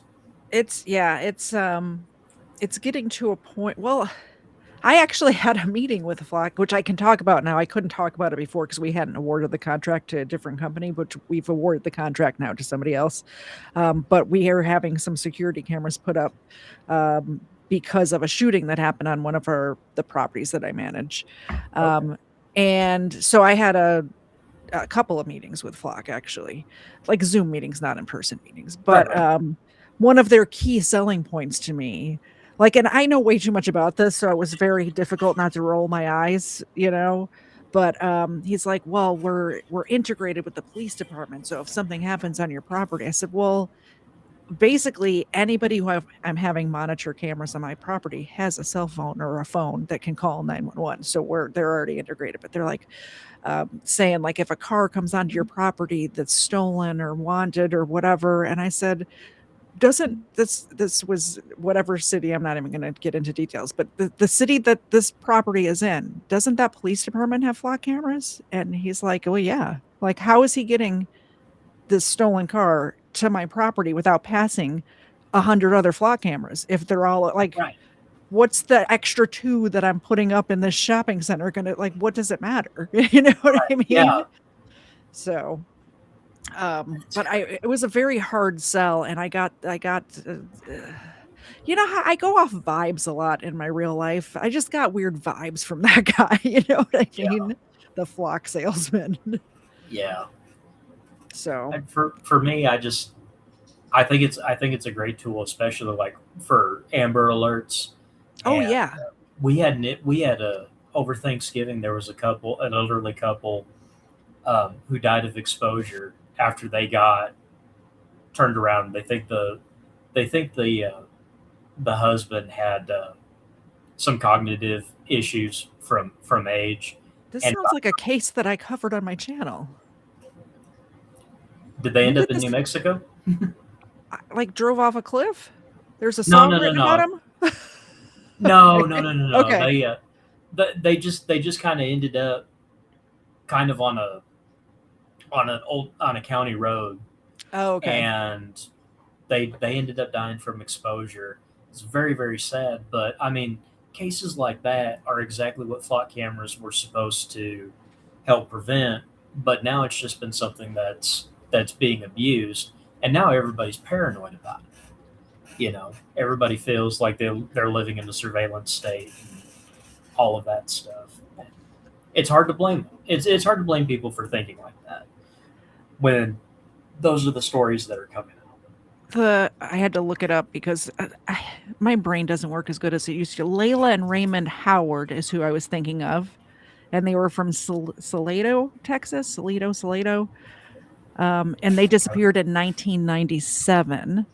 And if you've heard the song The Way by Fastball, was written about that. Like, that song was written in between the time that they went missing and the time that they got found. So it's a very, like, upbeat song about just running away together and being in love in the sun. But it's because they didn't, it was the 2 weeks that they were missing is when the song was written. Right. Yeah. No, this was considerably more recent. It sounds like the story sounds, but still completely tragic the same. Yeah. Still tragic circumstance. Yeah.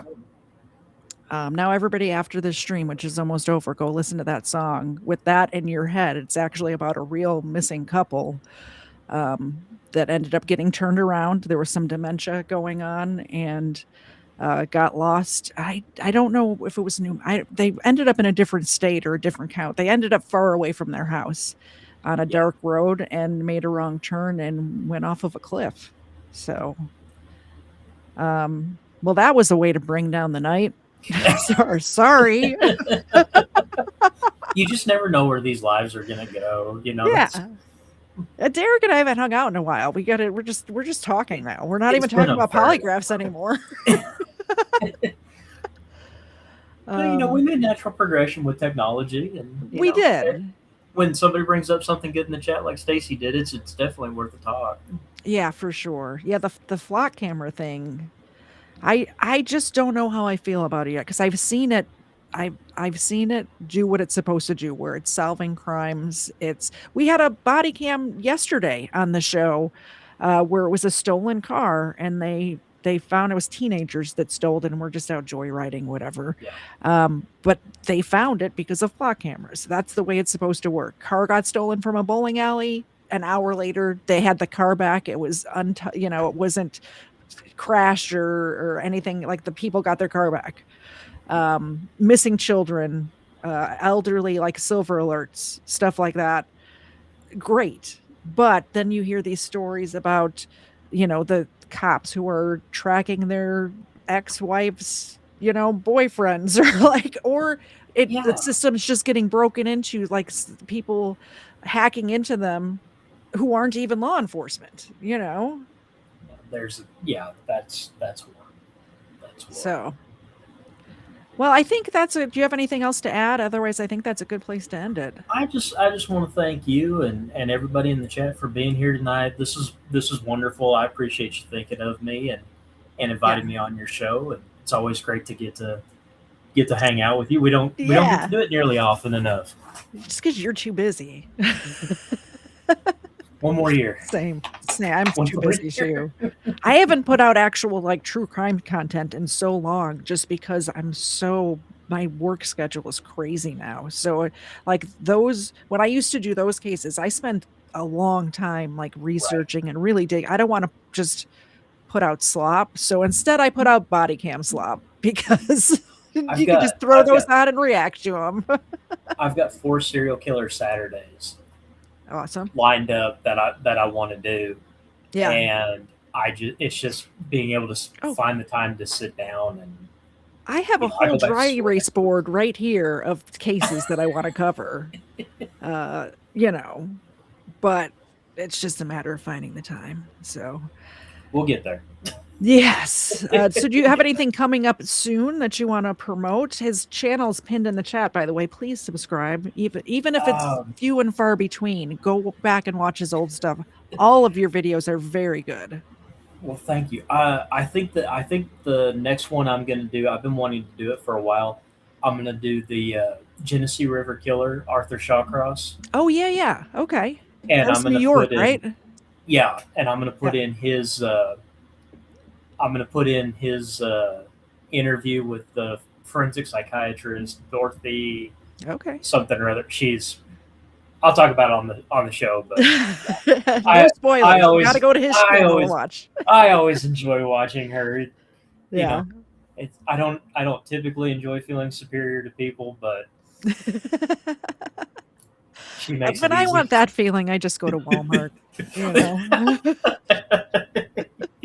People at least I at least I have real pants on. I'm not wearing pajamas, so I'm better than somebody.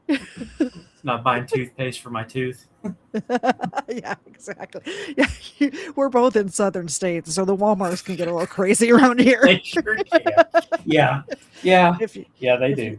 If you all are watching from up north or a different country or something, just when next time you're traveling, through the South, stop at a Walmart, stop at a Waffle House at 2 a.m, stop at a Walmart. It's different.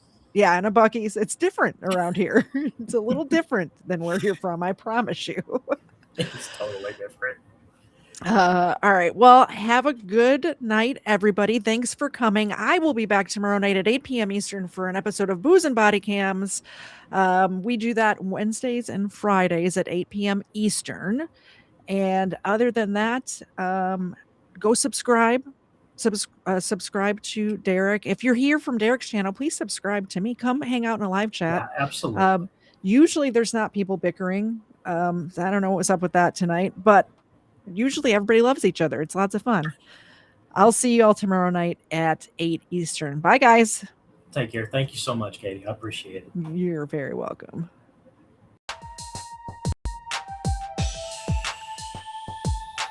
First Florida man was Hernando de Soto. First Florida man, Hernando de Soto.